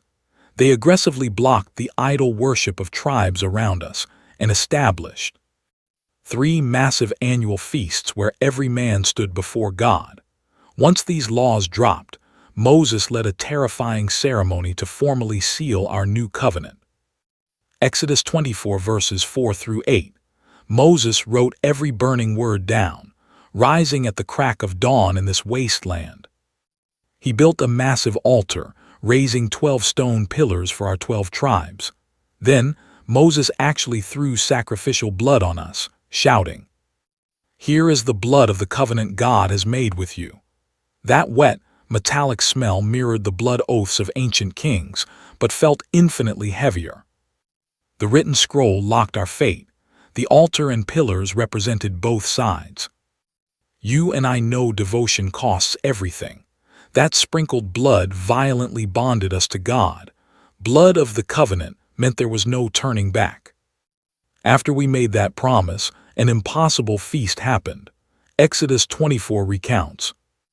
Our leaders, Moses, Aaron, Nadab, Abihu, and 70 elders, climbed up and actually saw the God of Israel. They said beneath his feet was a glowing pavement of sapphire, completely clear, just like the desert sky itself. They stared at God, eating and drinking. For a moment, we finally felt real peace and total acceptance. It proved our broken relationship with the Creator was healed. But right after that meal, Moses was called higher into the dark peaks. Exodus 24 says the Lord told him, "Come up to me on the mountain and just wait there. I will give you stone tablets with the laws I wrote to guide them." Taking Joshua partway, our leader vanished straight into that terrifying cloud. He stayed hidden for 40 days and 40 nights. Up there, he was getting exact blueprints for the tabernacle, a mobile sanctuary where God would actually live among us. This deep revelation was meant to show us exactly how to worship correctly in this wasteland, but his endless delay started driving us completely insane. Exodus 32 records our panic. When we saw Moses wasn't coming down, we cornered Aaron and demanded, "Get up, make us gods to lead us right now." As for this Moses, the guy who dragged us out of Egypt, we have no idea what happened to him up there. Our impatience proved how little we cared about those new commandments. Have you ever felt so completely abandoned you'd worship anything you could see and touch? We obsessed over the old Egyptian idols, terrified of dying alone. Shockingly, Aaron surrendered to our demands immediately. Aaron told us, "Take off your gold earrings and hand them over." He took our jewelry and forged a molten calf. Exodus 32. We weren't trying to worship a fake god. We thought we were making an image of Yahweh himself, especially when Aaron shouted, "These are your gods, Israel, who brought you out of Egypt." Exodus 32. That made our betrayal deeply twisted. We didn't fully reject Yahweh for foreign deities, but we tried to worship him using forbidden, familiar shapes, just like the Egyptian bulls we knew. Aaron even tried to make our compromise look holy, announcing, "Tomorrow is a festival to the Lord." Exodus 32. God reacted with instant fury. He warned Moses, "Your people who you dragged out of Egypt have completely ruined themselves." They cast a golden calf and worshipped it. Notice how God called us your people, pushing us off onto Moses. He stopped calling us his people. The bond was shattered, and God planned to wipe us out entirely and restart. "Leave me alone so my burning anger can completely destroy them all. Then I will turn you into a mighty nation instead." Exodus 32. This ultimate test tempted Moses with glory just like Abraham's, but he chose to stand in the gap for us. He pleaded using 3 arguments: God's global reputation, what would Egypt say? Second, the ancient promises made to our fathers. Remember Abraham, Isaac, and Israel relying on God's mercy. Exodus 32 reveals the outcome. The Lord relented, sparing us from the absolute disaster he promised. But when Moses finally came down and saw our pathetic idolatry, his fury exploded. He shattered those stone tablets, physically breaking the covenant we had just ruined. He burned our golden calf, ground it into fine dust, mixed it with water, and forced us to drink our own sin, proving the idol was worthless. Cornered, Aaron offered pathetic excuses, claiming the idol just magically appeared. "I threw gold into the fire and out came this calf." Exodus 32. Aaron's cowardice was sickening next to Moses standing firm. Then came the terrifying judgment. Moses shouted, "Whoever is for the Lord, come to me." The Levites stepped forward and slaughtered 3,000 of our brothers, the main leaders of the rebellion. That bloodshed set a grim standard for us. Betraying the covenant meant death. Moses climbed back up that mountain, offering his own soul to save ours. We committed a terrible sin. He prayed, "If you won't forgive them, erase me from your book instead." Exodus 32. God refused, making us own our personal guilt. He kept the covenant alive, but we'd carry the scars forever.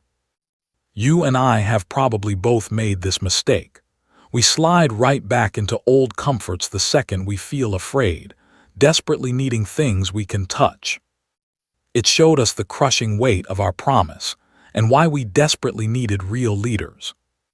After that dark failure, God mercifully renewed our bond. He gave us massive blueprints for a tabernacle, a traveling tent where His presence could actually stay with us. Exodus 25 gives the simple, beautiful reason. Make me a sanctuary so I can live right among my people. We had to build a huge outer courtyard. Inside stood a rectangular tent divided into two sacred rooms, the holy place and the most holy place. That deepest room held only the golden ark of the covenant. Inside went our stone laws, a jar of desert manna, and later on, Aaron's dead staff that miraculously bloomed. Over that chest sat the mercy seat, where sacrificial blood was offered once a year. The outer holy place held just three things: an incense altar for our rising prayers, a table holding bread to show we were fed and loved, and a massive 7-branched lampstand lighting up that dark space. Out in the dirt courtyard, we kept a bronze basin for washing away our filth and a heavy altar for burning sacrifices. This entire structure demanded pure gold, silver, bronze, and the finest woven linens. We lowered the material wealth the further you walked from God's presence. You and I know true worship costs something, and every single piece came from our willing, broken hearts. I still hear Moses echoing through our dusty camp, "Bring an offering." God wanted a gift from everyone whose heart actually urged them to give. What happened next was unbelievable. We poured out our treasures. Every willing soul stepped forward, surrendering everything. We gave so much, so desperately seeking an identity, that they actually had to order us to stop bringing materials for the sanctuary. God handpicked our craftsmen.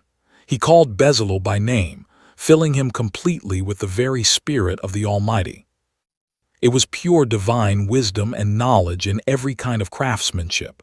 Think about that. The first time the Spirit ever filled a human heart. It was for art and creation, not just leadership. Exactly 1 year after we escaped Egypt, the tabernacle was finished, and true divine glory fell. A massive cloud swallowed the tent of meeting. The sheer glory of God overwhelmed the sanctuary. We saw it clearly, a tangible fire proving God accepted our offerings and actually chose to stay right here with us. This fragile tent became the heartbeat of our worship, long before a permanent stone temple would ever be built. It forged a deeper pattern, the terrifying tension between a God too vast to hold, yet somehow breathing right beside us in the dust. Our sin blocked us. We needed a sacrifice just to survive His terrifying desire to dwell among us. You and I know how this ends. The Word becoming flesh, dwelling with humanity, pouring the Holy Spirit directly into our fragile modern hearts. That covenant at Sinai, with its heavy moral laws and strict rituals, framed everything about how we lived with the Almighty. We broke those vows constantly, I admit it. But it forced a holy identity onto us, paving the hard road toward the final covenant through Christ. We spent nearly a year trapped at the base of that terrifying mountain, absorbing the law and building His tent. Now, we had to pack up and march toward the promised land. God demanded a brutal head count. He ordered us to tally the entire community by clan, listing every single man by his name. Moses and Aaron counted anyone 20 years or older, the one strong enough to bleed in the army of Israel. 603,550 men fit for war. No women, children, or Levites included. We were mobilizing for violence and order. The Levites, burdened with serving the holy tent, were counted completely apart, counted by their own families. Every boy over a month old, 22,000 total, given to God to replace our own firstborn sons in serving the sacred altar. We arranged our tents in a rigid grid. The sacred tabernacle sat dead center, while we camped a fearful distance away. Shivering under our family banners, 3 tribes flanked every side. Judah held the east, Reuben south, Ephraim west, Dan north. It wasn't just a map, it meant something profound. God was literally breathing in the middle of us. It showed our fierce, chaotic diversity. And that cross-shaped camp whispered of a future where God would permanently anchor himself among us, and our movements, purely supernatural. Whenever the thick cloud lifted, we marched. Whenever it finally settled in the wasteland, we pitched our tents again. At his whisper, we walked into the unknown. At his command, we stopped and waited.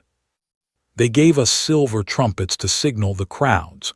We packed our fragile lives together, and the moment to face the desert finally came. Year 2, month 2, day 20. The massive shadow lifted directly off the holy tent of the covenant. My stomach dropped.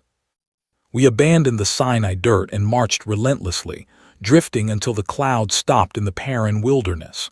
The procession was strictly designed. Judah took the lead, then the Levites, sweating under the weight of the dismantled tabernacle. We really thought this brutal march would end quickly in the promised land. But let me tell you, terror quickly poisoned our obedience. We started whining bitterly about our misery right where God could hear us, and his holy anger flared up instantly. Divine fire ripped through the edges of our camp, burning people alive. We named the ash Taberah. It started a sick, endless cycle of whining. Sudden wrath, screaming to Moses and begging for survival. Then came the hunger. The rabble among us started craving real food, and we joined in wailing. If only we had meat. We remembered the free fish back in Egypt, the melons, onions, and garlic. Now our souls felt completely dried up and hollow. Nothing to stare at but this endless manna. Hating the miracle bread exposed a severe spiritual rot inside us. We romanticized our own chains and spat on God's daily grace. The toxic pressure completely crushed Moses. I heard him break down. Why punish your servant? Why dump the burden of these wretched people entirely onto my shoulders? God answered. First, he took the spirit resting on Moses and gave it to 70 elders to help lead us. Second, he promised so much flesh it would make us sick. You want meat? You will eat meat, he warned. Not for 1, 5, or 20 days. You and I know how cravings become curses. We choked it down for a whole month. A freak wind blew quail into the camp. Dead birds stacked 3 feet deep, stretching a full day's walk in every direction. It was terrifying. But while we were tearing into the meat, the sickness hit us. It was literally still stuck between our teeth. Before we could even swallow, God's wrath ignited against us, striking the camp with a horrific plague. We called that cursed ground Kibroth Hattava, the graves of craving. You and I know what unchecked desire does. Soon after, new whispers started, this time right inside Moses' own family. His own siblings, Miriam and Aaron, turned on him over his Cushite wife. The tension in the camp was thick as they demanded. Has the Lord spoken only through Moses? Hasn't he also spoken through us? It wasn't just about his wife. It was bitter, pure jealousy of his absolute authority. The Almighty didn't wait. He summoned the 3 of them straight to the tabernacle, fiercely defending Moses and his unique calling. With him I speak face to face, not in riddles. We watched in horror as Miriam was struck with leprosy. Only Moses begging for her life made it temporary. She was shut out of our camp for 7 terrifying days in the wasteland before being allowed to return. We kept making the same mistakes. We hated God's gifts, begged for our old chains in Egypt, and constantly questioned the man leading us.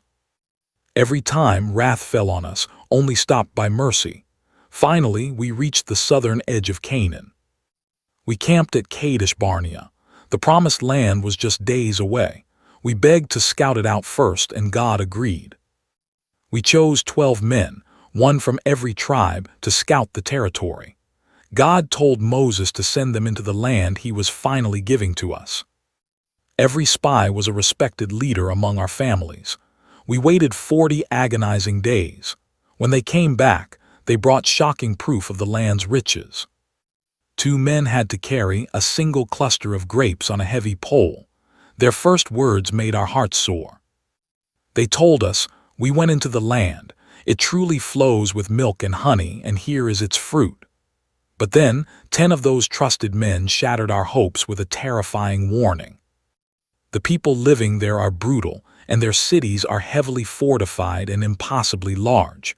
We cannot go up against them. They are so much stronger than we are. Out of 12, only Caleb and Joshua held onto their faith. "Let's go up right now and take it," Caleb pleaded. "We can do this." But we let panic take over, believing the nightmare report instead. You can probably imagine the sheer terror. Our entire camp broke down. We screamed and wept through that entire dark night. We turned our anger on Moses and Aaron. The fear was blinding. We actually looked at each other and said, "Let's pick a new leader and go back to Egypt." We were throwing away everything God promised us. Joshua and Caleb desperately tried to snap us out of our madness, screaming at the crowd, "If the Lord is pleased with us, He will bring us safely into this land and give it to us. Just don't rebel against Him and stop fearing the people living there." How did we thank them? The whole camp grabbed rocks, ready to stone them to death. Then God stepped in, fierce and immediate. "How long will these people treat me with contempt? After all my miracles, how long will they refuse to believe? I will wipe them out with sickness and destroy them." Only Moses, throwing himself down, begging God to think of his own reputation among the nations, saved our lives. But the punishment was devastating. God swore, "Not one of these men who saw my glory and my miracles will ever set foot in that land. Your children, the ones you claimed would be eaten alive, I will bring them in. They will inherit the home you so easily threw away." The exact sentence completely crushed us. For the 40 days our spies explored the land, we would bear our guilt for 1 year per day. 40 endless years trapped in this desert. Those 10 terrified spies died instantly from a sudden plague. Desperate to fix our fatal mistake, we grabbed our weapons and charged the Canaanites.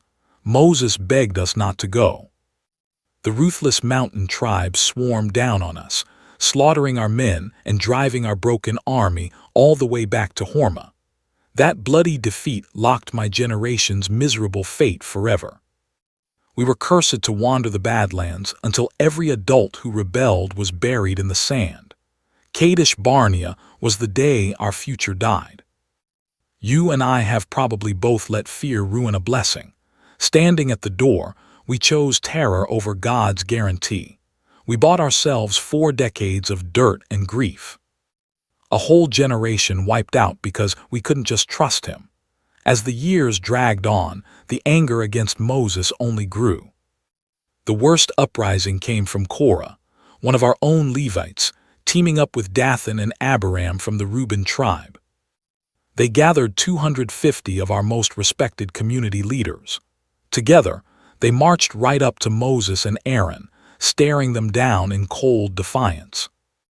They told them, "You've gone way too far. Every single person in this camp is holy. The Lord is here with all of us, not just you. Why do you set yourselves up as kings over God's people?" We watched 2 different bitter resentments boiling over at once. Korah hated that only Aaron's family served as priests, while the Reubenite leaders were absolutely furious. They had lost their ancestral power and birthright to Moses' absolute civil rule.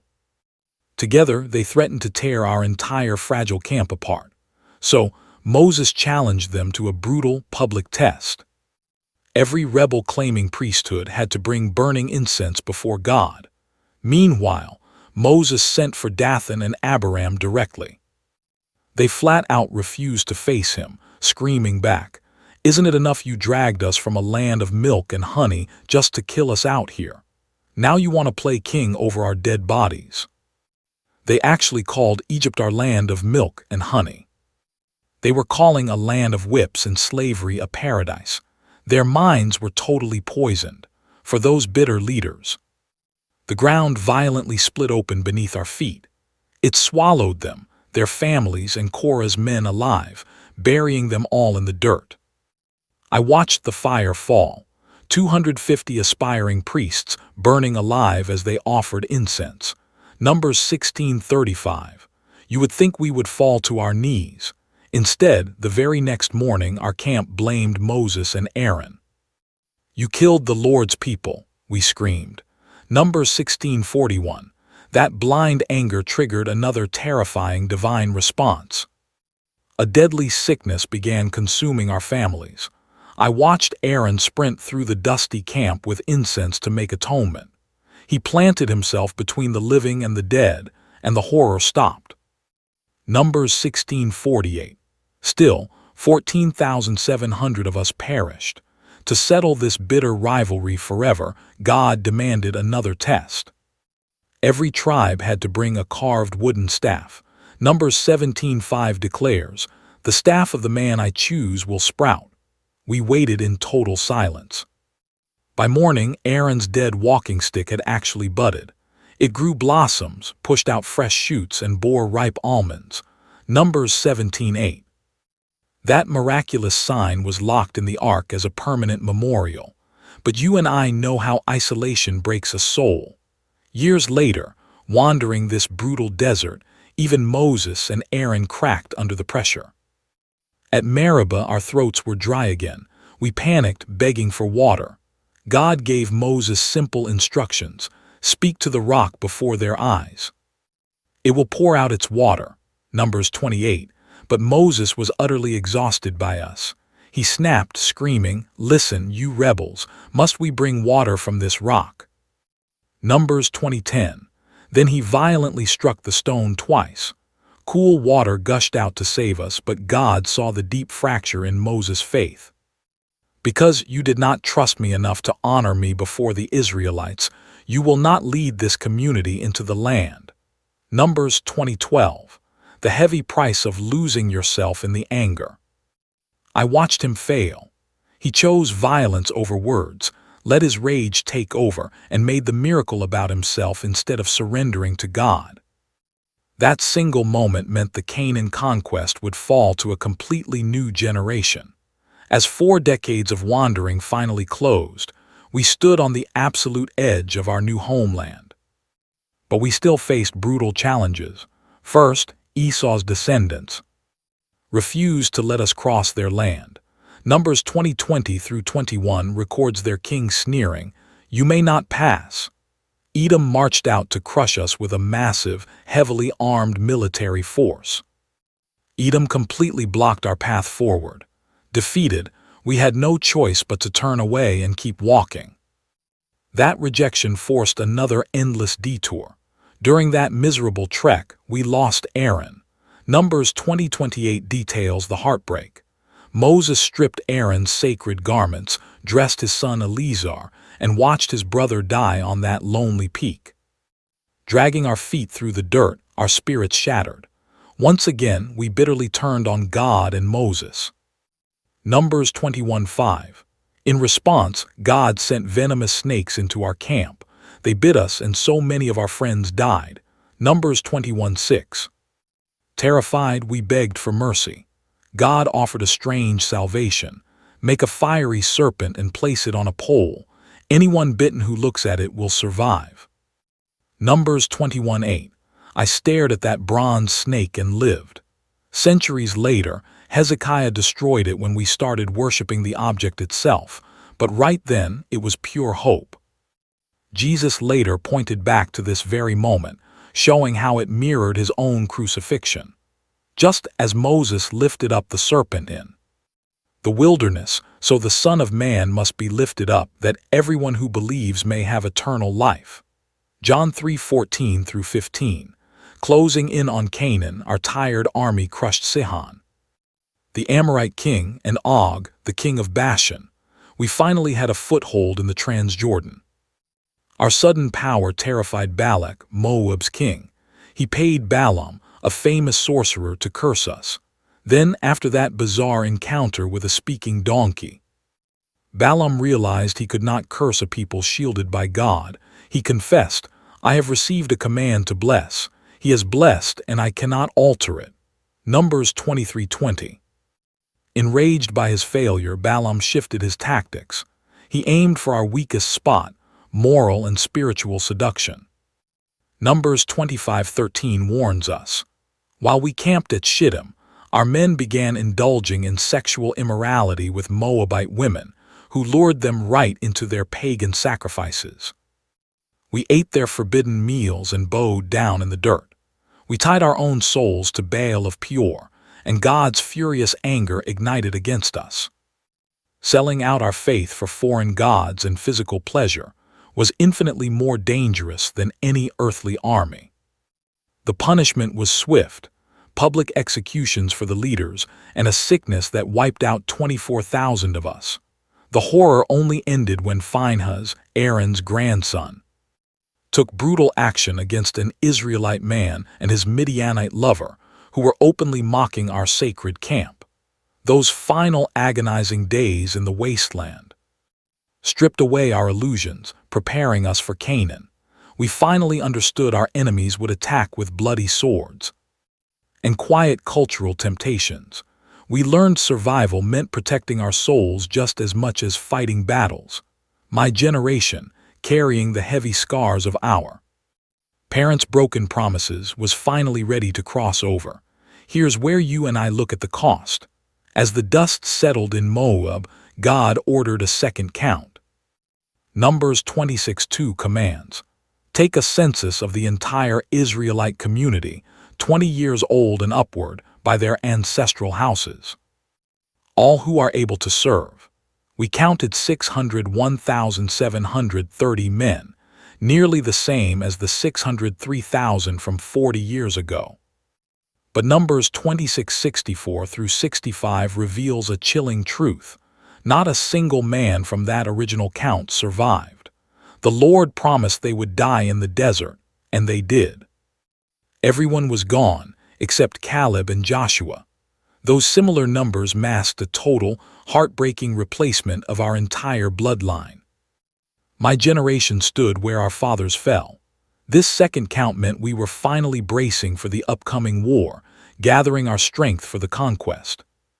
It gave us a map for dividing Canaan, proving both God's devastating judgment on our parents and His incredible mercy in keeping our new families alive in the dust. Before we could march, we had to fix our broken laws. A deep crisis hit our camp when the daughters of Zelophehad stepped forward. Their father had passed away without sons. They pleaded, "Our father died in this wasteland and left no boys behind. Why should his name be erased from our family just because he had no sons? Give us property beside our uncles." Numbers 27:3 through 4. We all know the fear of losing our legacy. Moses sought God's face and set a ruling that protected these women's rightful place forever. I listen as the elders decree our fragile future. The daughters of Zelophehad fought for their bloodline. Now they may marry whomever they choose. Freedom, yes, but heavy with survival. Only marry within the tribe, Moses commands. Numbers 36. It's a desperate attempt to cling to the dirt we haven't even conquered yet, preserving our identity before the world erases us. Then a sudden, jarring request comes from the tribes of Reuben and Gad. They want to settle right here, in the conquered lands of the Transjordan. I watch Moses' face darken. He fears we are repeating the cowardice of Kadesh Barnea all over again. "Will your brothers bleed while you sit in comfort?" he demands. Numbers 32. The terror of abandonment grips us all until those tribes frantically offer a desperate compromise. They promise to build sheepfolds for their flocks and walls for their defenseless children, but they vow to arm themselves. Marching ahead of us into the terrifying unknown, until every last Israelite finds a homeland. Numbers 32. Moses accepts, but his grave warning chills my bones. Break this promise and lose your soul. Then he outlines 6 vital cities of refuge. 3 here, 3 across the river. A fragile sanctuary for the innocent whose hands are stained with accidental blood, hiding from brutal vengeance until justice is spoken. Numbers 35 commands, designate cities of refuge, so anyone who kills without malice might flee there. A desperate escape for a soul suddenly stripped of all safety. A haven from the blood avenger, so the accused won't die in the dirt. You and I are desperately trying to build justice amidst this desert chaos. Beyond that, 48 cities go to the Levites. They get no actual land inheritance of their own. Scattered among us, they carry the heavy burden of teaching us God's law. These sweeping legal systems, these desperate administrative attempts at order, they prove we are no longer just homeless desert wanderers. We are agonizingly trying to forge a real nation, aching for the promised land. Building laws for a life we can barely imagine yet. But a dark shadow suddenly falls over the camp. Moses is dying. Who will lead us? I hear Moses plead with the heavens, crying out into the wind, "May the Lord, the God of all living spirits, appoint a leader over this terrified congregation, someone to march before us, to bring us safely home, so we are not left wandering this brutal wilderness like lost sheep waiting for the slaughter." Numbers 27. The divine answer echoes through the anxious camp. Take Joshua, a man carrying the Spirit, and lay your heavy, trembling hands upon his shoulders. Make him stand before Eleazar the priest, before all our fearful staring eyes, and commission him right there. Numbers 27. We know Joshua well. He stood by Moses in Exodus 24. He commanded our trembling swords against the Amalekites. Exodus 17. And he was a faithful spy back in Numbers 14. Watching him assume command is a deeply emotional, monumental moment for us. Moses obeys. He pulls Joshua forward, making him stand before Eleazar and the vast, utterly silent sea of our faces. We hold our breath. He lays his ancient hands upon him. Numbers 27. It's not just a ritual. I practically feel the crushing weight of wisdom and leadership passing from one man's soul to another. Deuteronomy 34. Yet we know Joshua isn't Moses. He won't carry that same terrifying, absolute authority. Moses spoke with the Creator face to face. Deuteronomy 34. Joshua must humbly stand before the priest, seeking God's veiled will through the sacred Urim. It feels more distant, almost vulnerable. Numbers 27. It brutally reminds us that Moses was entirely unique, our one true covenant mediator, a blazing prophet we'll never replace. This careful transition keeps our fragile nation from fracturing entirely. But Joshua is a soldier, built for the bloody military conquest ahead. Not a man pulling fresh revelation from heaven. This stark reality forces us to cling desperately to the sacred Mosaic teachings, even as we mourn his impending death. Here on the dusty plains of Moab, Deuteronomy captures the heartbreaking echo of Moses delivering his absolute final speeches. Deuteronomy chapter 1 captures the moment. These are the heavy words spoken to us beyond the Jordan. Year 40, the first day of the 11th month. Time is bleeding away. Deuteronomy means second law. Yet it isn't new. It's a desperate recap of our broken covenant meant to save the souls of us, the new generation, about to march into the terrifying unknown. He reopens the wounds of our past, tracing our agonizing march from Sinai. He highlights God's constant mercy and our pathetic failures. Deuteronomy chapter 1 captures this perfectly. The Lord who walks ahead of you will fight for you, just as he did in the nightmare of Egypt, right in your sight and out here in the dust. You saw how God carried you like a father holding a fragile son, and yet you still refused to believe him. The immense shame of his words burns my chest. This brutal honesty forces you and me to confront the tragic sins of our fathers. It proves our survival won't come from our strength, but entirely from God's unyielding faithfulness. Deuteronomy 4 drives it home. Because he loved our broken ancestors, he chose us from the ashes, driving out terrifying, massive empires ahead of us, gifting us a homeland we never deserved, simply as an unearned inheritance. Then Moses anchors our drifting souls, loudly reciting the 10 Commandments in Deuteronomy 5, the very foundation of our identity. Exodus originally rooted the Sabbath in creation, but out here, Moses shifts the focus. He ties our holy rest directly to our traumatizing escape from the chains of Egypt. "Never forget you were a helpless slave in Egypt," he cries out, "and God physically ripped you from the dark. Therefore, you must fiercely guard the Sabbath." Deuteronomy 5. Our obedience isn't just rigid law, it's born from the trauma of our redemption. It all builds to the breathtaking Shema. "Listen, O Israel, the Lord is our God, the Lord alone. You must love him with every fragment of your fractured heart, with every breath of your soul and all your fading strength." Deuteronomy 6. This isn't cold, mechanical religion. It's a desperate, bleeding demand for true love to anchor our faith. Over and over, he begs us, keep away from the pagan Canaanites. I hear the command in Deuteronomy 7:24.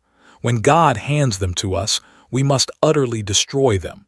No treaties, no compromises. No mercy, Moses warns, or they will steal our children's souls for foreign gods. You and I know this isolation isn't because we are somehow superior to them. Moses makes it clear in Deuteronomy 7. The Lord didn't choose us because we were some massive, powerful, or impressive army. He chose us simply out of love. This unearned grace anchors my entire faith. Yet as we stare at the promised homeland, Moses warns how dangerous future success can be. He tells us that when our stomachs are full, we must actively bless the Lord for the rich sanctuary he finally provided. But he warns us to be incredibly careful. Comfort creates pride, and pride makes us easily forget the very God who sustained our fragile lives out in the wasteland. Deuteronomy 8 warns of this. We humans tend to replace deep gratitude with arrogance the moment our circumstances improve. Moses desperately pleads with us to keep teaching the law. Deuteronomy 6 commands that these sacred words must remain permanently etched in my heart. I must drill them into my children. I have to speak of them sitting at home, walking down the road, laying down to rest, and waking up to face tomorrow. This daily focus is my only hope that my children won't repeat our catastrophic failures. Then Moses shifts to his second great message. He demands we formally renew our covenant before crossing into Canaan. Deuteronomy 29 captures this terrifying, defining moment perfectly. These are the exact covenant terms the Lord commanded Moses to make with us here in Moab, alongside those older vows from Horeb. Standing here, I know we desperately needed this spiritual renewal. Our parents who survived the Exodus and witnessed Sinai are gone. Now, I have to personally claim this faith for myself. Moses demands complete surrender. He cries out that every single one of us stands here today before God, preparing to boldly enter into a solemn covenant where he claims us as his people and remains our God. I hear this promise echo from Deuteronomy 29. The hardest part is hearing the sheer stakes. Deuteronomy 28 outlines beautiful blessings for our loyalty and utterly terrifying curses if we abandon our faith. The curses stretch on endlessly, haunting my very soul. He predicts a brutal exile, warning that God will violently scatter us across the earth, from one end to the other. That is Deuteronomy 28. Yet beyond these severe warnings, Moses offers hope. Deuteronomy 30 promises that when tragedy strikes and my broken people finally turn back to him, the Lord will reach out and pull us back from captivity. He will show deep compassion and gather us again from every nation. You and I both cling to this profound promise of restoration when our own worlds go entirely dark. Closing his final message, Moses forces an impossible choice. He calls heaven and earth to witness against me. He places life and death, blessings and curses right at my feet. Therefore choose life, he begs in Deuteronomy 30. This heavy covenant makes one thing terrifyingly clear. My future depends entirely on my choices today. But Moses gently reassures me that God's law remains deeply accessible. His command isn't some hidden mystery, nor is it miles away. The sacred word is right here with me, living inside my mouth and my anxious heart. Deuteronomy 30 proves I don't need supernatural strength to obey. I just need a sincere, raw commitment to the truths already revealed. Next, Moses teaches us a prophetic song from Deuteronomy 32. It stands as a haunting witness against my own people. I must memorize this grim poetry. It predicts our future rebellion and ruin, forcing God's justice into the minds of my descendants. Before leaving us forever, Moses performs his final public act, blessing our fractured tribes in Deuteronomy 33. Just like our forefather Jacob, the text begins. This is the exact blessing Moses, the true man of God, spoke over us children of Israel before dying.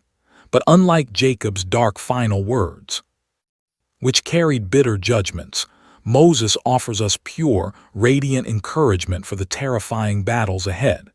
He starts by loudly declaring God's absolute, unshakable majesty. He blesses my tribe, honoring our unique traits and heavy destinies. Then he reminds us how incredibly rare our survival truly is. Blessed are you, Israel, who is like you, a people entirely saved by God, your shielding help and majestic sword. Deuteronomy 33 rings in my ears. With those final words, I stand watching Moses climb up Mount Nebo. Deuteronomy 34 describes him finally reaching Pisgah's peak. The Lord showed him our entire future homeland, whispering, "This is the exact promised land I swore to give to Abraham, Isaac, and Jacob centuries ago. I let you see it, but you will never cross over." Letting him finally look at the soil we'd inherit was a painful, yet incredibly profound act of divine grace. His only agonizing dream was leading us into Canaan. Now, he receives one quiet, majestic glimpse of God's fulfilled promise right before taking his final breath. Deuteronomy 34 records the heartbreak. So Moses, the loyal servant of God, died alone in Moab, buried secretly by God in an unmarked valley. Nobody knows where. I realize God hid his grave so my desperate, frightened people wouldn't turn his bones into a twisted idol. It would be a toxic insult to a man who literally bled to keep our worship purely on God. Even in death, he possessed incredible strength. He was 120 years old, yet his eyes were razor sharp, his power entirely intact, just as Deuteronomy 34 clearly declares. He didn't just quietly fade away. His death was a deliberate, divine conclusion. Left behind, my entire camp plunges into a heavy, traditional mourning. We wept for 30 agonizing days. You and I know that profound terror. How do we possibly step into a new era when our greatest anchor is gone? The true measure of the man forever echoes in his divine epitaph. Never again has a prophet risen in our ranks quite like Moses. A man the Lord knew face to face. I will never forget the terrifying signs, the raw power, and the staggering biblical miracles he performed right in front of my own trembling eyes. Deuteronomy 34 closes. No one could ever replace Moses. You and I know that dread of losing an anchor, unmatched until the promised prophet arrived. Deuteronomy 18:15. But passing the torch to Joshua, it felt natural. Moses had laid his hands on the son of Nun, filling him with profound wisdom. We chose to follow him. Deuteronomy 34:9.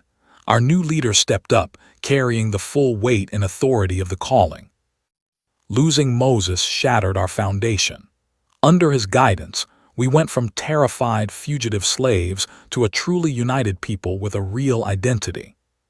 We had laws, faith, and purpose. Even though Moses never saw us take Canaan, his fierce legacy gave us the courage to step forward. The sacred Torah he handed down became the very anchor of who we are, an identity surviving for generations, answering his dying prayer. Let your glory be revealed to your children, and let the majesty of our God rest upon us.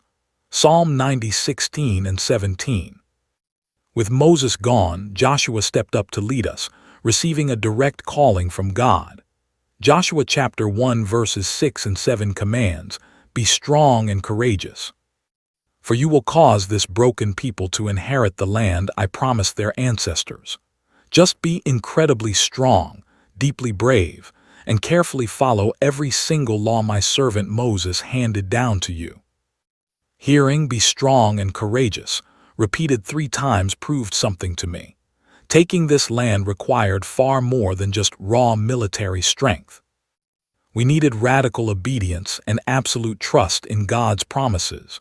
Joshua immediately ordered us to start preparing. He commanded the camp officers in Joshua 1 verse 11, "Walk through the tents and tell the people, pack up your food." Because in exactly 3 days, we crossed this Jordan River to claim the homeland our God is finally handing over to us. Our first real move, sending 2 spies to scout Jericho, that massive fortified city. Our men ended up hiding inside the house of Rahab. She was an outcast, a prostitute, yet she stunningly put her faith in our God. Joshua chapter 2 records her confession. "Our hearts completely melted, and nobody has any courage left because of you. Because your God is the true God in heaven above and on the earth below." That shocking faith forged a desperate pact of mutual survival. Our men promised to spare Rahab's family if she stayed quiet, and hung a red cord out her window during the siege. Then came crossing the Jordan River. It was heavily flooded, but God parted the waters, proving Joshua carried Moses' mantle. Joshua 3 describes it. When our priests carrying the ark stepped into the Jordan, the rushing water suddenly stopped. It piled up in a massive wall miles away. And the water flowing down to the sea was entirely cut off. That miracle struck deep fear into the Canaanites and restored our shattered hope. Joshua 4 verse 14 states, "That day, God lifted Joshua up before all of us, and we respected him exactly like we respected Moses his whole life." To remember this forever, Joshua told 12 of us, 1 per tribe, to pull massive stones out of the dry riverbed. We built a permanent memorial at Gilgal to be a lasting sign among us. So when your kids ask you years from now, you can tell them how the Jordan's waters were cut off right in front of the Ark of the Covenant. Joshua chapter 4. At Gilgal, Joshua restored our covenant through 2 vital rituals. First, every man born during those hard years in the wilderness was circumcised. We had completely neglected our physical identity during that endless march. Second, we finally celebrated Passover. You and I can feel the weight of this moment, camping at Gilgal, keeping Passover on the 14th evening, standing right in the shadow of Jericho. Joshua 5:10, spiritually. These acts proved we were claiming this land not as wanderers, but as God's chosen people, holding tight to the Exodus promises. Nearing Jericho's walls, Joshua experienced something unearthly, found in Joshua chapter 5. While standing near Jericho, he looked up and suddenly saw a terrifying man holding a drawn, naked sword. Joshua bravely approached and demanded, "Are you fighting for us or for our enemies?" The stranger replied, "Neither. I have arrived as commander of God's own army." This mysterious warrior, maybe an angel, maybe God himself, handed our leader a completely bizarre battle plan for taking Jericho. Have your armed men march around the city walls just one time. Keep doing that for 6 days. Then, on day 7, march around it 7 times. Let the priests blow the trumpets. When you hear that long blast from the ram's horn, every single person must scream with a massive shout. Joshua chapter 6. Walking those dusty circles, my pride broke. This ridiculous strategy proved victory required heaven's power, not human logic. We followed orders perfectly. Joshua 6:20 reveals what happened.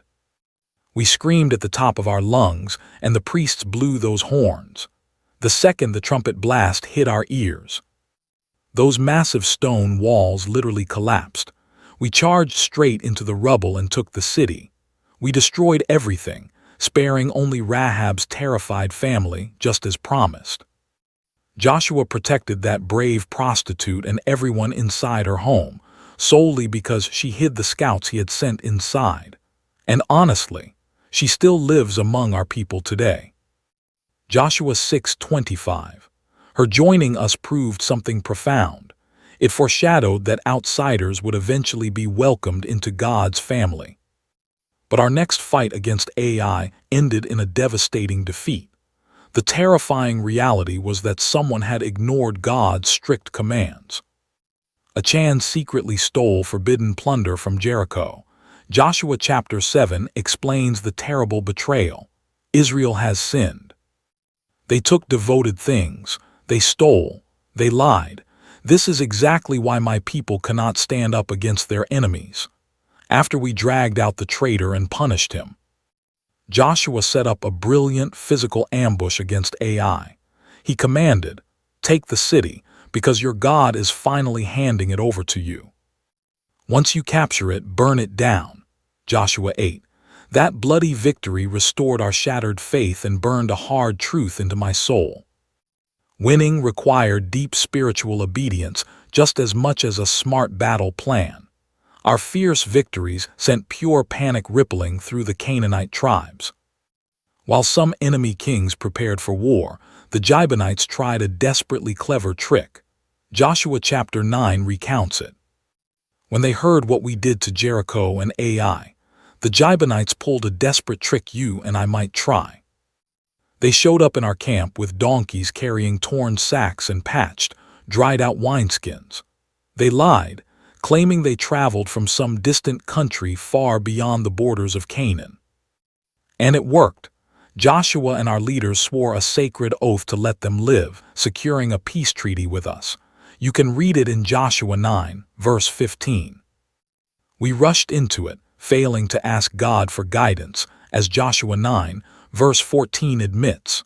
3 days later, we realized we were fooled, but our oath forced our hand. Still, we stripped them of their freedom, forcing the Gibeonites to become woodcutters and water carriers for our entire camp and the Lord's altar. Read Joshua 9:27.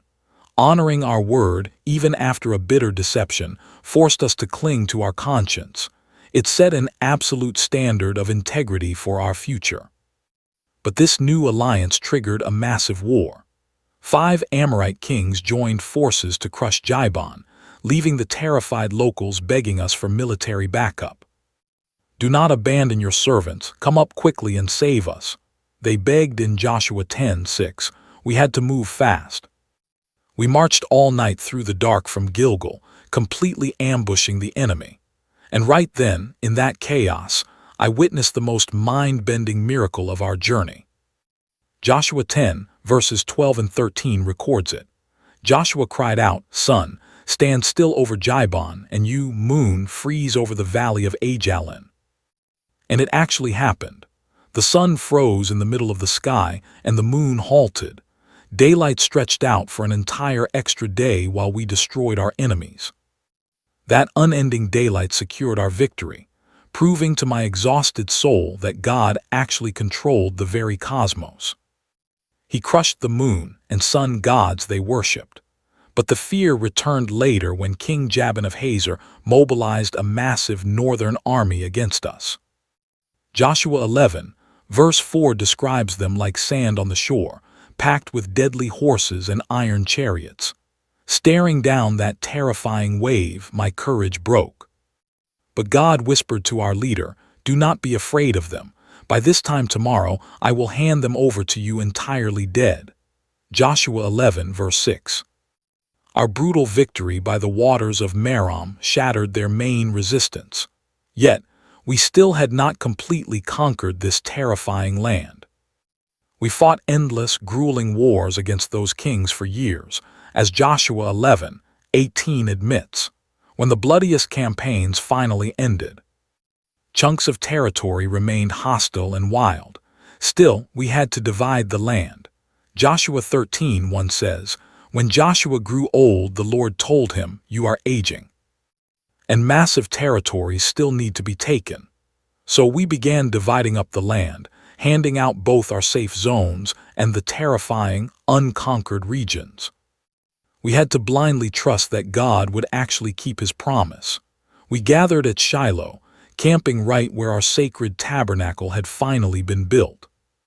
Joshua gave us strict orders in chapter 18, verse 6. "Map the land into 7 sections.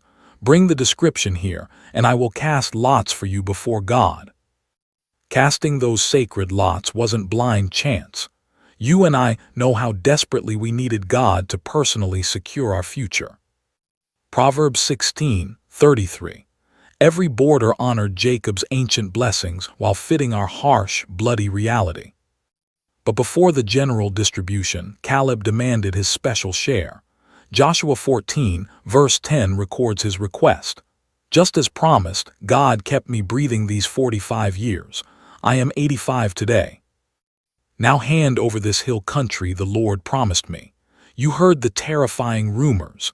The giant Enochites still live up there inside massive, fortified walls. But with God's help, I will drive them out, just as promised. Handing over that dangerous land deeply honored Caleb's raw, stubborn faith. Even at 85, he still showed the confidence to face those dreaded Enochites, the same monsters who terrified our spies 40 years ago. With our borders drawn, Joshua built the justice system Moses demanded. We carved out 6 cities of refuge, creating a desperate sanctuary for anyone who kills a neighbor entirely by accident. They could run there, finding protection from the blood avenger. Joshua 23.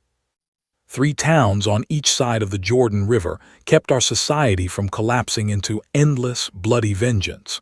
On top of that, we surrendered 48 cities to the Levite priests, scattering them everywhere. We handed over our own towns and green pastures, exactly as the Lord commanded us.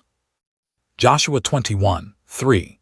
Spreading our priests everywhere ensured my weary people wouldn't lose their fragile souls. Once we finally claimed our land, Joshua dismissed my brothers from Reuben, Gad, and the half-tribe of Manasseh. He told them to cross the Jordan and go home, grateful they had bled beside us to conquer this brutal territory. "You did everything Moses commanded and obeyed every order I gave." Joshua 22, verse 2. But as they marched away, a sickening dread gripped me. They built a massive, intimidating altar by the Jordan. We panicked, terrified they were abandoning our faith and destroying our identity. Furious, we sent a delegation. "What is this terrible betrayal against the God of Israel? Are you turning away today by building your own altar to rebel against the Lord?" Joshua 22:16. Their answer shattered my anger. They weren't making sacrifices. It was a monument to protect their identity, terrified that someday our children might say, "You don't belong to the God of Israel." Joshua 22:24. This altar named Witness was desperately built to prove we shared one soul despite the distance. Tell me you wouldn't feel that same fear. Later, an aging Joshua summoned us all. Joshua 23, verse 22 records it. "I am an old man now.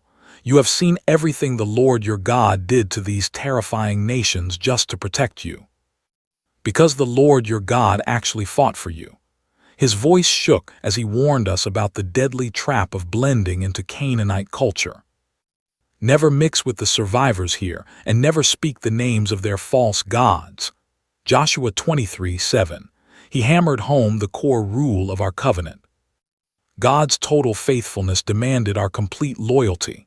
Later, at a massive gathering in Shechem, the very dirt where Abraham first heard God's promise, Joshua renewed our covenant. He forced us to look backward, starting our sacred history with Terah, Abraham's father. God carried us through the desert, proving his ancient promise across generations. Then, Joshua challenged our very souls that day. He shouted, "Fear the Lord and serve him with absolute truth. Choose today who you are going to worship." He swore his own family would serve Yahweh. We all roared back together, swearing we would only serve our God. Joshua bound us to that sacred promise. Right there in Shechem, he sealed our faith with new rules and laws. He wrote every word into the holy scrolls. A massive stone pillar was raised up so we would never forget. Soon after, our mighty leader died at 110 years old. Burying him deep in the Ephraim hills felt like burying our safety. Our golden era was gone. We finally buried Joseph's bones in Shechem, too. We had carried them all the way from the dust of Egypt. It fulfilled an ancient promise. Our long journey was finally over. For a brief moment, our story felt perfectly complete. We stayed faithful while Joshua and the remaining elders lived. But our spiritual anchor shattered the second that brave generation faded away into memory. It threw us into a terrifying age. After Joshua died, and the elders who remembered our past vanished, we completely lost our grip. We had left our enemies alive. We never fully pushed the Canaanites out of Gaza. So they stayed right beside us. They live among us in Ephraim today. Every tribe failed their divine mission. This deep compromise created a terrifying spiritual void for all my people. You and I know how quickly history fades. My generation grew up completely blind. We did not know Yahweh or his miracles. Lost and totally empty, we did absolute evil. We bowed down to the local Baal idols. We abandoned the true God who freed us from Egypt. We were seduced by dark Canaanite cults, worshiping Baal, the storm god, and Asherah, begging for rain. They promised us rich harvests through twisted rituals and dark, sexual worship. When my family was starving in this harsh dirt, those promises felt dangerously hard to ignore. We polluted our faith. We tried to worship Yahweh while secretly serving Baal and Ashtoreth at the exact same time. We rarely rejected Yahweh completely, we just added new idols. Meanwhile, our national leadership had collapsed. The old records say it best. We had no king. Every single person just did whatever felt right to them. Our tribes were drifting apart.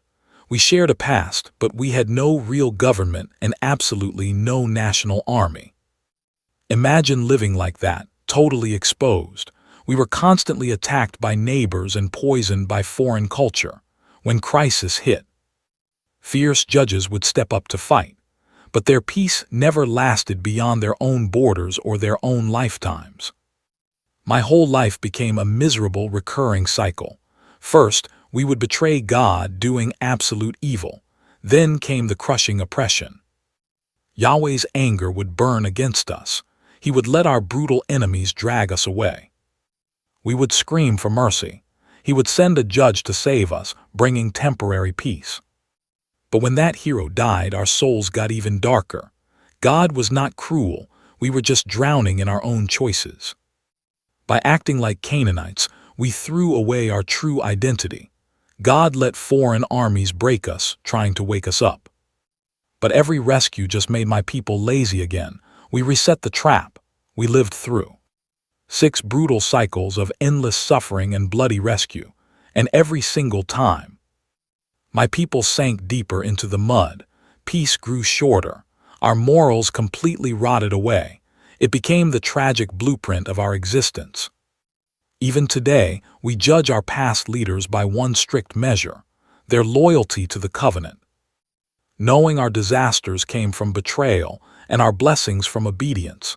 Yet beneath my deep shame, God remained completely faithful while we kept running away.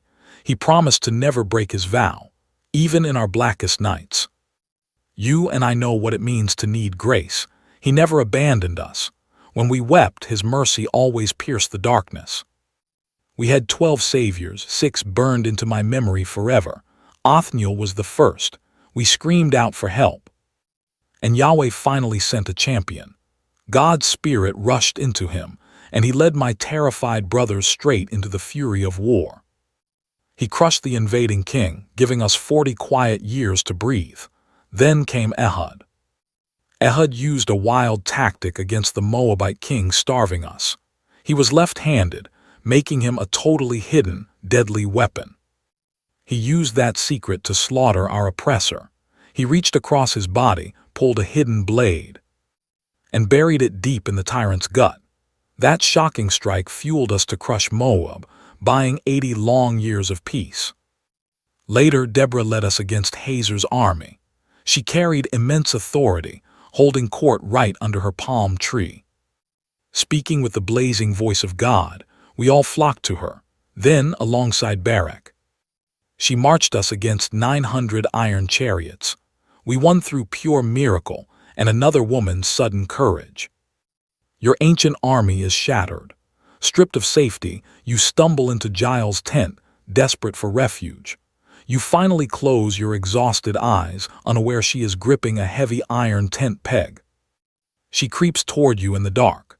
With one brutal strike, she drives that peg through your skull into the dirt. Now you are Gideon, hiding inside a cramped winepress, terrified of the Midianites.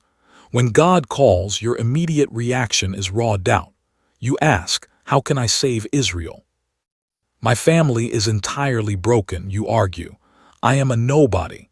Yet, after seeing absolute miracles, you finally find the courage to lead an army against your oppressors. Then God strips your security away, slashing your massive army down to just 300 men. He does this so you cannot boast and claim the glory yourself. Armed only with hidden torches and blaring trumpets, your tiny band shatters the Midianites through sheer psychological terror, securing 40 years of peace. But peace breeds temptation. You forge an idol, trading your pure faith for spiritual compromise. It ruins your legacy, proving how easily success corrupts the soul. Next, imagine you are Jephar, an outcast rejected by your brothers, carrying the deep scars of abandonment. When violent Ammonites threaten your homeland, those same hypocritical elders beg you to save them because of your ruthless reputation. Desperate for validation, you make a terrible, reckless bargain. You promise God that if you win, you will sacrifice whatever greets you at the door of your house. You return victorious, your heart pounding, but it is your only daughter who runs out to celebrate. You promised her as a burnt offering to the Lord. This devastating tragedy forces us to ask what happens when blind ambition and false theology destroy the people we cherish most. Then there is Samson. Step into his skin, consecrated as a Nazirite from birth, yet completely torn apart inside. You possess unmatched physical power, but your conscience is incredibly fragile. You chase toxic relationships with Philistine women, betraying every holy covenant you ever made. You provoke your enemies again and again, driven entirely by selfish vengeance rather than true spiritual conviction. The cost of yielding to temptation is brutal. Betrayed by Delilah, your eyes are gouged out. You become a pathetic, blind sideshow for your enemies. Alone in the dark, you finally surrender. With one sacrificial surge of power, you destroy more enemies dying than you ever did living. You and I can see the pattern. Heaven uses deeply flawed, broken instruments to bring deliverance. Your human weakness proves that salvation relies solely on God's power. Deliverance never comes from your own abilities. Now, the final biblical chapters plunge us into an era of absolute moral rot and societal collapse. These terrifying events abandon the timeline. acting as a grim epilogue reflecting what happens when humanity loses its conscience entirely. Social anarchy reigns. Now picture yourself as Micah, a man trying to buy spiritual safety.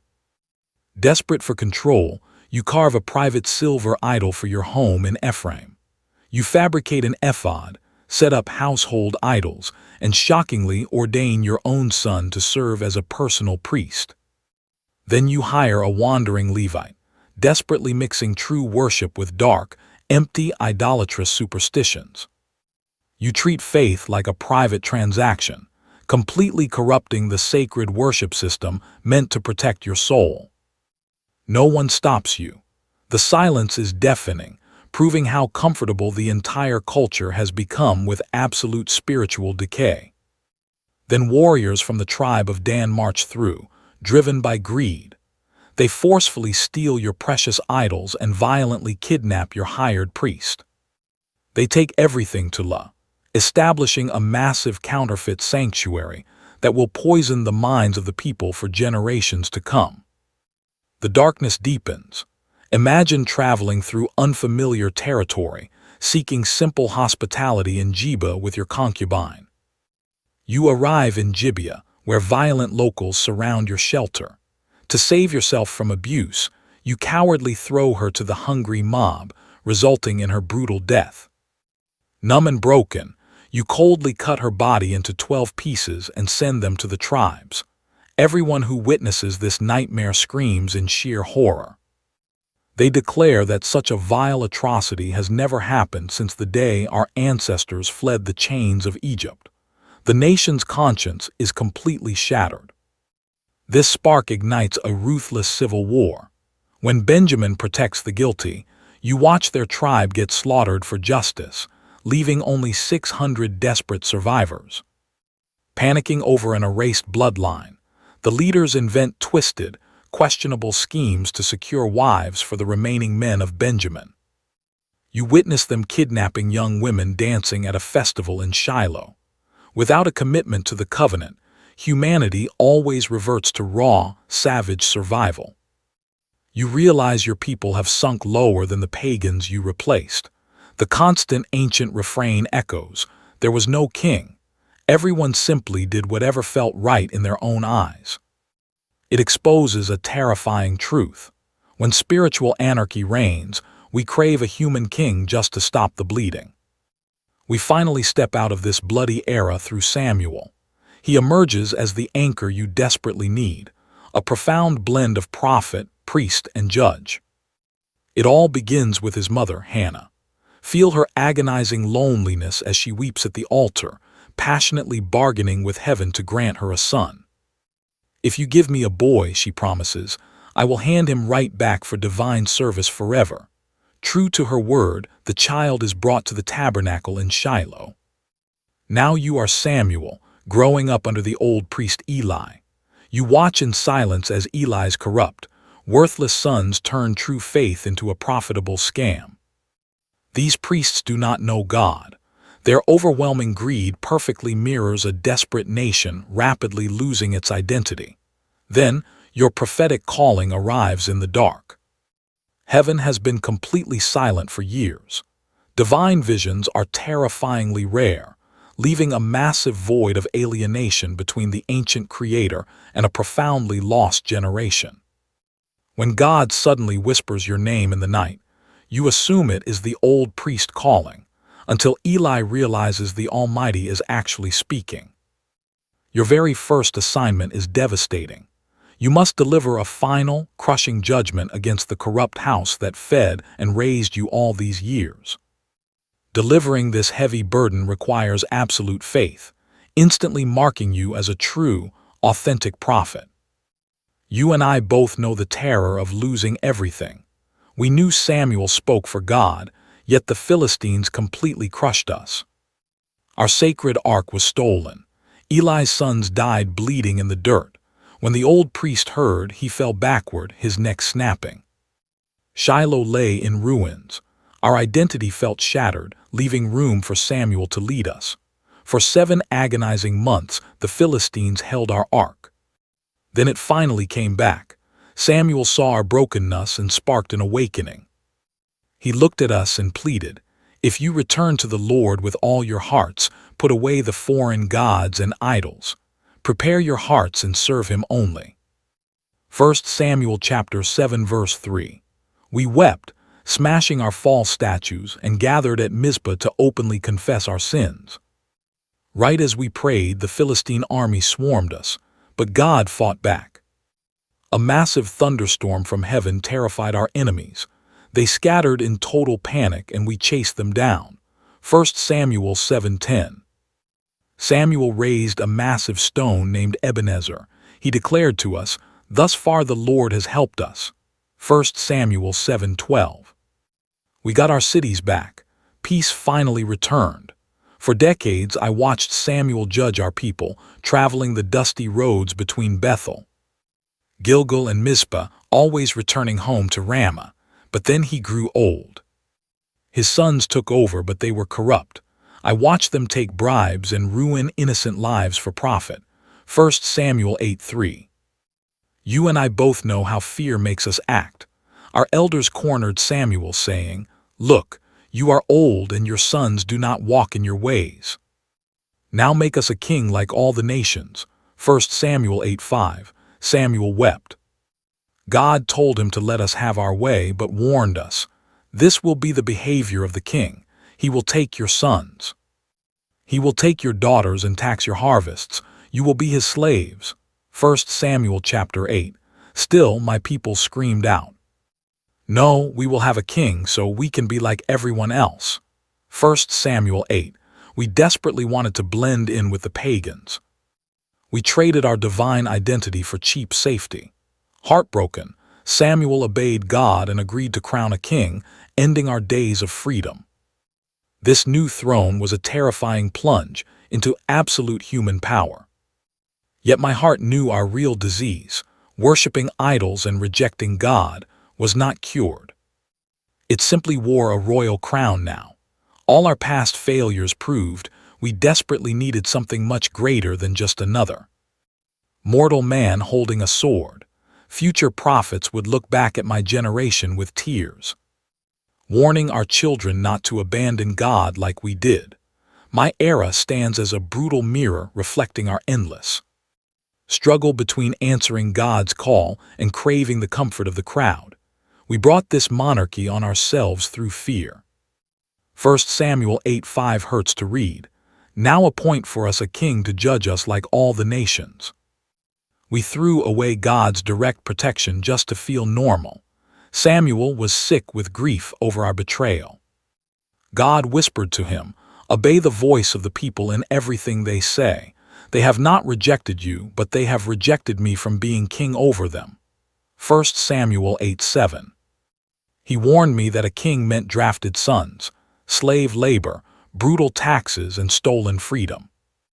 I ignored him anyway. God then pointed Samuel to a Benjaminite named Saul. 1 Samuel 9:2 says, "A handsome young man." There was not a man among Israel more handsome. He stood head and shoulders above everyone else. We were mesmerized by him. In secret, oil was poured on his head. Samuel declared, "Has not the Lord anointed you prince over Israel?" 1 Samuel 10:1. Strange signs followed him, and we finally cast lots at Mizpah to crown him. At first, my new king looked like a savior. When Ammonites threatened Jabesh Gilead, God's spirit hit Saul. He rallied our entire army. 1 Samuel 11:6 and 7. He crushed our enemies. Emboldened, the crowd cheered, who said Saul shouldn't rule us. "Bring those traitors so we can kill them." 1 Samuel 11:12. But my hope died at Gilgal. Saul burnt the offering himself. 1 Samuel 13:9. He played priest. Samuel glared at him, yelling, "You have acted foolishly. God would have secured your throne forever, but now your kingdom will die." 1 Samuel 13:13 and 14. It got worse. Ordered to wipe out the Amalekites entirely, Saul secretly kept King Agag alive, hoarding the fattest sheep. 1 Samuel 15:9. Caught he lied, I feared the people and obeyed their voice. 1 Samuel 15:24. His cowardice ruined everything. What do you and I learn here? Because you rejected God's word, he has rejected you as king. 1 Samuel 15:23. Quietly, a shepherd boy named David was anointed in Bethlehem. 1 Samuel 16:7 reveals God's true standard. Man looks at the outward appearance, but God looks at the heart. While a dark terror gripped Saul, young David was hired to play harp, forcing the chosen boy to serve a doomed madman. Then, David's name exploded across our nation when he slaughtered Goliath. 1 Samuel 17:45 captures his roar. You come at me with a sword, a spear, and a javelin. But I come in the name of the Lord, so the whole world knows God protects Israel. This massive win ignited Saul's insane jealousy. Especially when you hear the women chanting, Saul has slain his thousands, but you, David, your tens of thousands. 1 Samuel 18:7. In that terrifying isolation, you find an unlikely brother in Saul's son, Jonathan. 1 Samuel 18:1 says your souls were knit together. He loved you like his own soul, giving you hope. When Saul's jealousy turns deadly, you flee, stripped of your identity. Yet, living as a hunted refugee, you spare your tormentor's life twice. You cling to your faith, refusing to strike the king. The Lord forbid I raise my hand against God's anointed, you whisper. 1 Samuel 24:6. When Saul and your beloved Jonathan die fighting on Mount Gilboa, your heart breaks. You weep, crying out, how the mighty have fallen in the thick of battle. Jonathan lies slain on your high places. 2 Samuel 1:25. You are finally anointed king, but only over Judah and Hebron, ruling a fractured land for 7 years. Meanwhile, Saul's surviving son controls the north. You watch a bitter civil war tear your people apart until assassins strike. With your rivals murdered, the divided nation finally unites. The tribes come to you at Hebron, declaring, behold, we are your own flesh and blood. 2 Samuel 5:1. You capture Jerusalem from the Jebusites, finally claiming a permanent home and capital. You pick a neutral city to bridge the divided tribes, just like we seek common ground today. You bring the ark to Jerusalem, anchoring your shattered nation in faith. You bring the ark of the Lord and place it inside the tent you prepared for it. 2 Samuel 6:17, a spiritual homecoming. Craving stability, you want to build God a permanent temple. Instead, the prophet Nathan delivers a massive promise. When your days end, I will raise up your offspring after you, and I will establish his eternal throne. 2 Samuel 7:12 and 13. This covenant becomes the anchor for a future Messiah, bigger than yourself. You march into battle, violently expanding your borders across all surrounding enemy nations. You build a powerful government, securing everything you ever wanted. But in that comfort, you lose your conscience, committing a terrible sin with Bathsheba, Uriah's wife. 2 Samuel 11:4 says, you sent messengers and took her, and she came. And you lay with her. Terrified of losing your power and identity, you order Uriah's murder to hide the affair. Put Uriah in the hardest fighting, then retreat so he dies. 2 Samuel 11:15. Nathan the prophet traps you with a story about a greedy rich man stealing a poor man's only little lamb. You burn with anger until Nathan points at you, you are the man. 2 Samuel 12:7. Crushed, you confess your sin. 2 Samuel 12:13. Forgiven but scarred forever. Your innocent baby dies, and your household spirals into violence. Your golden years turn to ashes as you watch your son Amnon violate your daughter Tamar. You suffer Amnon's murder, then Absalom's violent rebellion and death. Through this crushing grief, you somehow hold Israel together. You secure Solomon's throne, launching a golden era. But power transitions are always messy. As you lie on your deathbed, chaos erupts. Your eldest surviving son, Adonijah, declares himself the ruler. I will be king. 1 Kings 1:5. But Nathan and Bathsheba step in quickly. They secure Solomon's crown, keeping your final promise. Now, imagine you are Solomon, young, terrified, suddenly receiving an unimaginable divine offer. Ask for whatever you want. 1 Kings 3:5. Feeling the crushing weight of leadership, you answer humbly. Give your servant a discerning heart to govern and judge right from wrong. 1 Kings 3:9. God, moved by your selfless choice, gifts you unmatched wisdom, massive wealth, and deep honor. You face a brutal test, two desperate women fighting over one living infant. To find the truth, you order a guard to cut the baby in half with a sword. You instantly spot the real mother when she begs you to spare the child, even if it means losing him. 1 Kings 3:28. All Israel hears about your verdict. They look at you in absolute awe, realizing you possess the very wisdom of God to bring true justice to a broken world. You organize the kingdom into 12 districts to feed your massive court. You launch global trade empires, chasing endless economic growth. You strike a deal with Hiram of Tyre for rare materials. Your greatest legacy begins, building the majestic temple of God right in Jerusalem. 1 Kings 6:1 marks the exact moment. In the 480th year since your ancestors escaped Egypt in terror. In your 4th year as king, you begin building the Lord's house. 7 grueling years later, the breathtaking sanctuary stands finished, filled with holy relics. You craft a stunning new altar, a menorah, and the showbread table. At the dedication, divine glory literally fills the room. 1 Kings 8:11. You fall to your knees, admitting a building isn't enough. Even the highest heavens cannot contain you. How much less this temple I built? 1 Kings 8:27. Still, you beg God to hear every desperate prayer directed toward this place, from natives and wandering foreigners alike.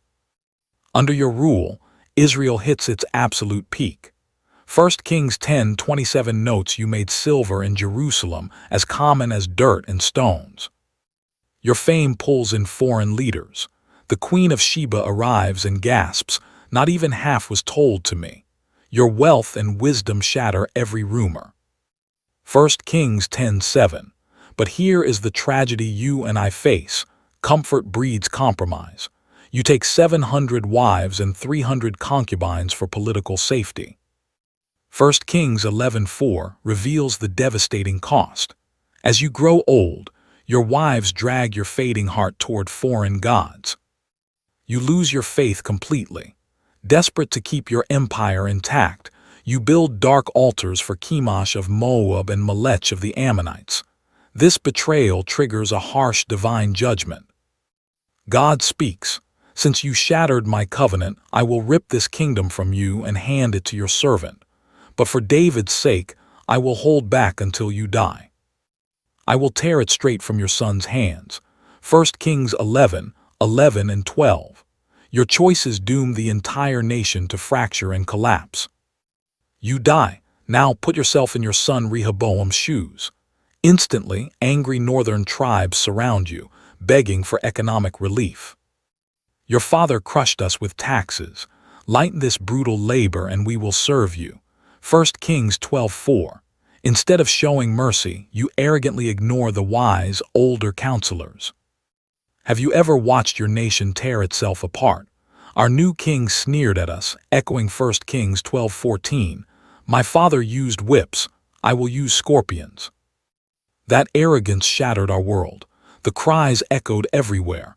What share do we even have in David's line? "Back to your tents, Israel." "Look after your own house, David," we shouted, quoting 1 Kings 12:16. Jeroboam, a man destined by prophecy for power, came back from Egyptian exile to lead our 10 northern tribes. We became the new kingdom of Israel. Rehoboam only kept Judah and Benjamin. Down south, but our political split quickly became a deep spiritual crisis.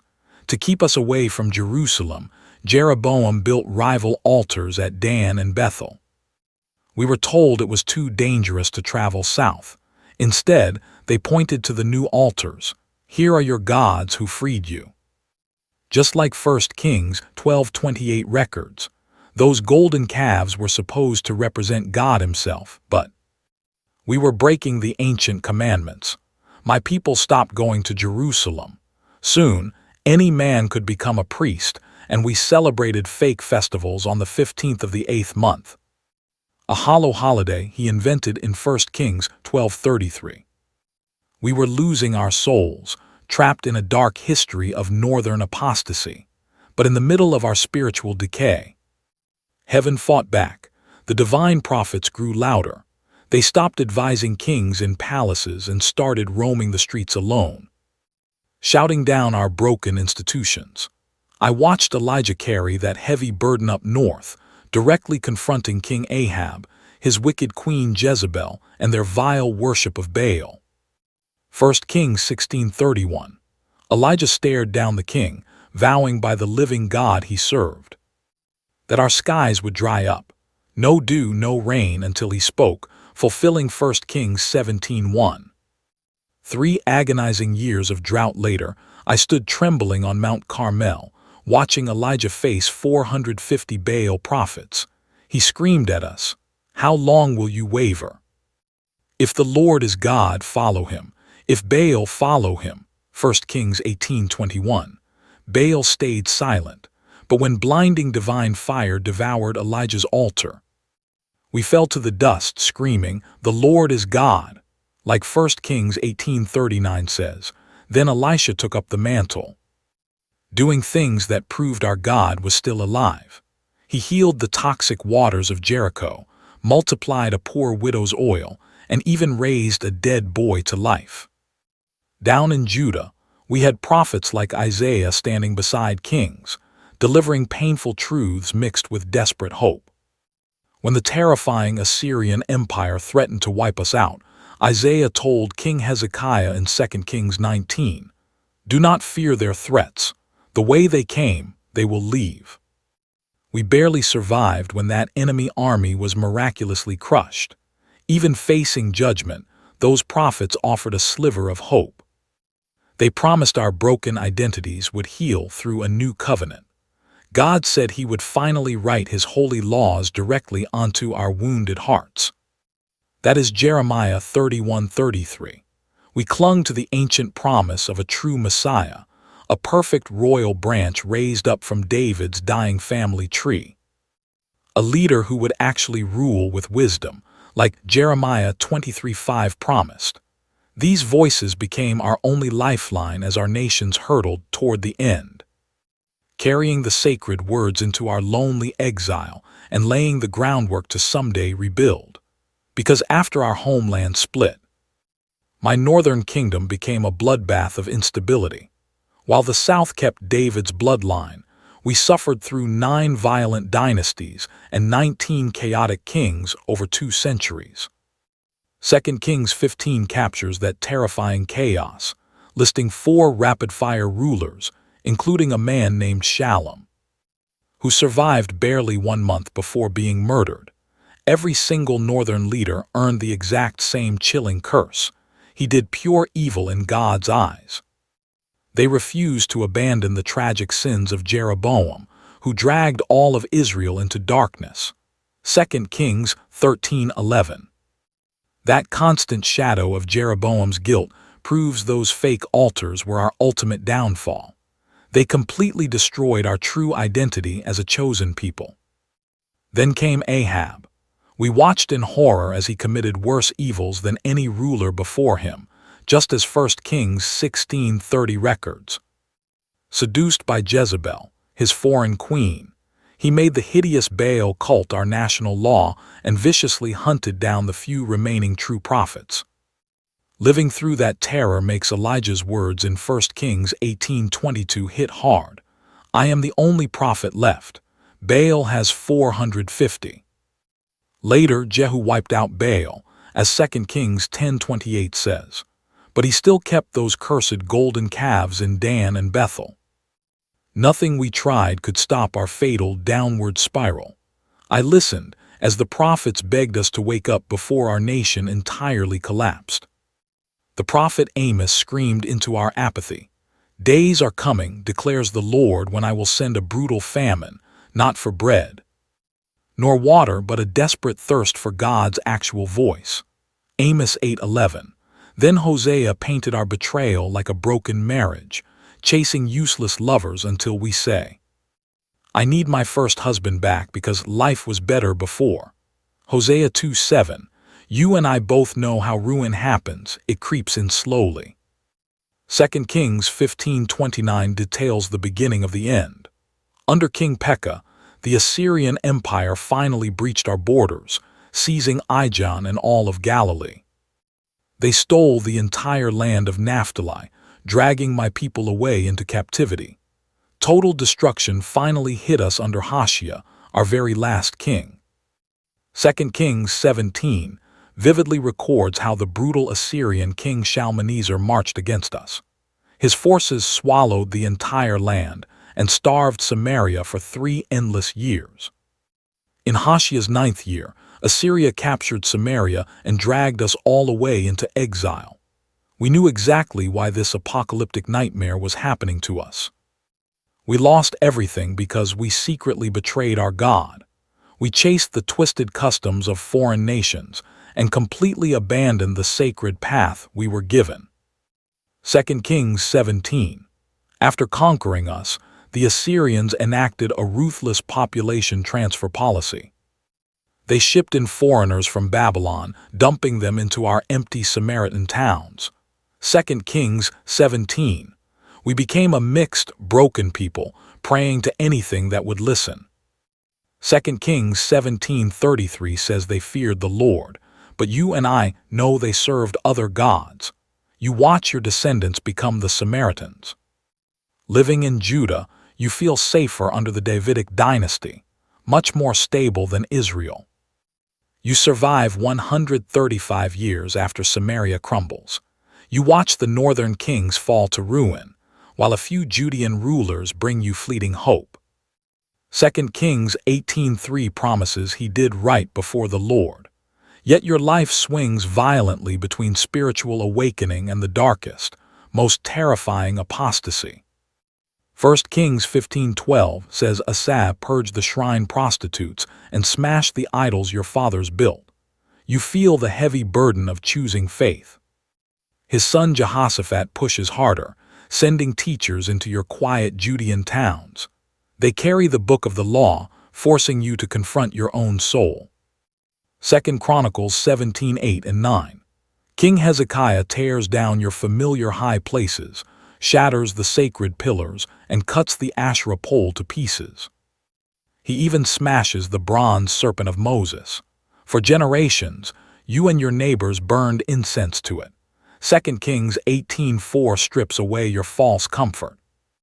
Trapped in the Assyrian siege, you pray for survival. Then, an angel of the Lord strikes down 185,000 enemies right outside your walls. 2 Kings 19:35. But under Manasseh, you are dragged into unprecedented apostasy. He rebuilds those forbidden high places. You watch him raise altars to Baal, carve new Asherah poles, and worship the stars. He even forces his own son through the terrifying fire. He practices dark divination and consults desperate spiritists. 2 Kings 21:36 and 16 reveal an even darker twist. You walk streets flooded with innocent blood, filling Jerusalem end to end. He repents in Babylonian chains, but your ancient faith is already deeply shattered. 2 Kings 23:26 says the Lord refused to turn away from his burning anger. You feel Manasseh's endless provocations sealing your inevitable doom. Josiah brings one last spark of hope. When workers find the book of the law inside the temple, you desperately cling to this final reform. Hearing those ancient words read aloud, you stand with Josiah, swearing a covenant to follow the Lord and guard his sacred commandments with your life. 2 Kings 23:3. You help purify the temple, smash the pagan altars, banish the corrupt priests, and celebrate the Passover again. But despite your efforts, Judah spirals just like Israel. You hear Jeremiah weeping, crying out that you trust in useless, deceptive words. Will you steal, murder, and betray, then stand before God in His own house and whisper to yourself that you are somehow safe? Jeremiah 7:8-10. Judgment is coming for you.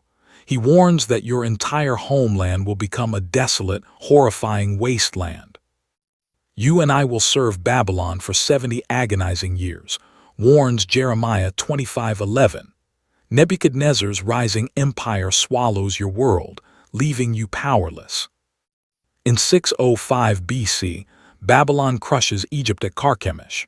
Suddenly, the ruthless Babylonian army controls everything the Assyrians held, closing in on you.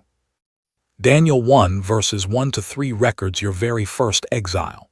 During Jehoiakim's third year, Nebuchadnezzar surrounds Jerusalem, and you watch the terrible siege begin.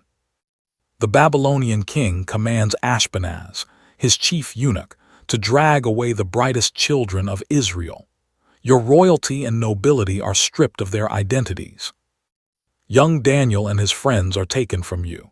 Then, in 597 BC, a massive second deportation shatters your home. 2 Kings 24 recounts this. Your king, Jehoiachin, steps out to surrender to Babylon. You stand by, helpless, as they loot the sacred treasures from God's house and the royal palace. They drag away all of Jerusalem, your princes, your strongest warriors, 10,000 broken captives. You march with the prophet Ezekiel, who finds his calling in the dust of Babylon. Back home, puppet King Zedekiah takes the throne, only to foolishly rebel. 2 Kings 24:20. This desperate rebellion ignores Jeremiah's clear warnings, guaranteeing your total annihilation. 2 Kings 25 verses 1-2. Nebuchadnezzar returns. You are trapped inside Jerusalem as his massive army besieges the city. The siege chokes you until Zedekiah's 11th year. Starving and broken, you finally surrender. The king tries to flee into the night but gets caught. 2 Kings 25:7 records the horror. They slaughter Zedekiah's sons right in front of him, gouge out his eyes, and drag him away in bronze chains. You watch them systematically burn your beloved city and the sacred temple. God's house, the royal palace, and your very own home, reduced to ashes. They tear down the protective walls of Jerusalem. 2 Kings 25:9-10. The third deportation tears your remaining family away. Only the absolute poorest are left behind to work the ruined vineyards. 2 Kings 25:12. You see Jeremiah finally freed by his Babylonian captors. But when Governor Gedaliah is murdered, terror grips you. You flee into Egypt, dragging the protesting prophet Jeremiah along with you. Lamentations 1 verse 1 echoes your deepest agony. You stare at the ruins, weeping over a lonely city once bursting with life. Your great nation is now a grieving widow. Exiled in Babylon, you desperately try to forge a new spiritual identity, surviving without a temple or homeland. Psalm 137:14 captures your crushing heartbreak. You sit down by Babylonian rivers. You weep as you remember Zion. You wonder, how can you sing the Lord's song in this dark, foreign land? This catastrophe forces you to rethink everything. Why did God let them burn your temple? You and I have to ask ourselves that. The ancient prophets offer a harsh, necessary answer. Your terrifying exile is the direct result of breaking the covenant. Jeremiah explains, because you have forsaken his law and refused to walk in it. Because you followed your own stubborn, wandering heart. Therefore, he scatters you among the unknown nations. Jeremiah 9:13-16. Ezekiel 18 forewarns, the soul who sins shall die. But remember this, your brutal exile is God's discipline, not his final rejection. Isaiah 54:7 promises, For a brief moment he left you, but with great mercy he will gather you home. And Jeremiah offers a strict timeline. 70 years in Babylon. That was the sentence, but the promise whispered in the dark was that God would bring us back home. Jeremiah 29:10. Without our temple, I felt my identity slipping away. So we clung to the Sabbath, our diet, and traditions just to remember who we were. We gathered in small rooms to pray and study the Torah. It was how we survived. Later, Ezra the scribe would master the law of Moses to keep our faith alive. Ezra 7:6. Out here in the lonely exile, our pain finally made sense. Isaiah showed us that the suffering servant could actually bring redemption through all this agony. He was pierced for our sins, crushed for our guilt. The punishment that brought us peace fell heavy on his shoulders, and by his wounds we are finally healed. Isaiah 53:5. We held onto prophetic visions promising a future much brighter than our broken past. Ezekiel saw a new temple pouring out living water. Ezekiel 47. And Jeremiah promised a new covenant etched right into our hearts, not on cold stone tablets. Jeremiah 31. These promises kept us alive under foreign masters for generations. But maybe the hardest lesson we learned out here was finally tearing those idols from our souls. Before the chains, we constantly chased the fatal allure of foreign gods. But after Babylon, we still had our flaws, but kneeling to wooden idols was done forever. This crushing exile burned that temptation right out of us for good. This trauma reshaped our entire faith. We finally marched back to our homeland, following leaders like Zerubbabel with desperate hope in our tired eyes. Ezra and Nehemiah led us to rebuild Jerusalem's walls. But the painful truth is, we would never taste real political freedom again until modern times. We just traded one master for another. Persians, then Greeks, and finally the heavy, crushing boots of Rome. Yet we fiercely guarded our faith. The nightmare of exile stayed with us, a permanent warning against ever betraying our covenant again. During those silent years, groups like the Pharisees and Essenes rose up. We all tried to make sense of the exile's hard lessons while struggling to survive today. Meanwhile, our craving for a Messiah exploded. We studied Daniel's visions of these massive world empires. We waited in the dark for the Son of Man to bring his eternal kingdom. So when John the Baptist finally roared, "Repent, for the kingdom of heaven is at hand," his voice ignited the exact hopes we forged in Babylon's fire. The fall of our nation and that agonizing exile were absolute catastrophes. But they were the painful turning point in God's grand rescue plan. Our story marched on, deeply scarred by judgment, but kept alive by God's fierce loyalty. You and I have now walked this grueling biblical timeline together, from the Garden of Creation all the way to the bitter dust of exile. As we felt firsthand, this isn't just some dusty history book about dead empires. It is the bleeding, living story of us and God. We've lived the incredible highs, the crushing failures, the harsh judgments, and the sweet rescues. Our spiritual ancestors teach us everything about surviving. True repentance, the heavy price of our choices, and above all, His stubborn mercy that catches us when we hit rock bottom. Whether we were banished from Eden, wandering Sinai, weeping in Jerusalem, or breaking down by the rivers of Babylon, we found the exact same God fighting to bring us back. If stepping into these ancient shoes has stirred your soul and opened up the scriptures for you, help us pass this fire along.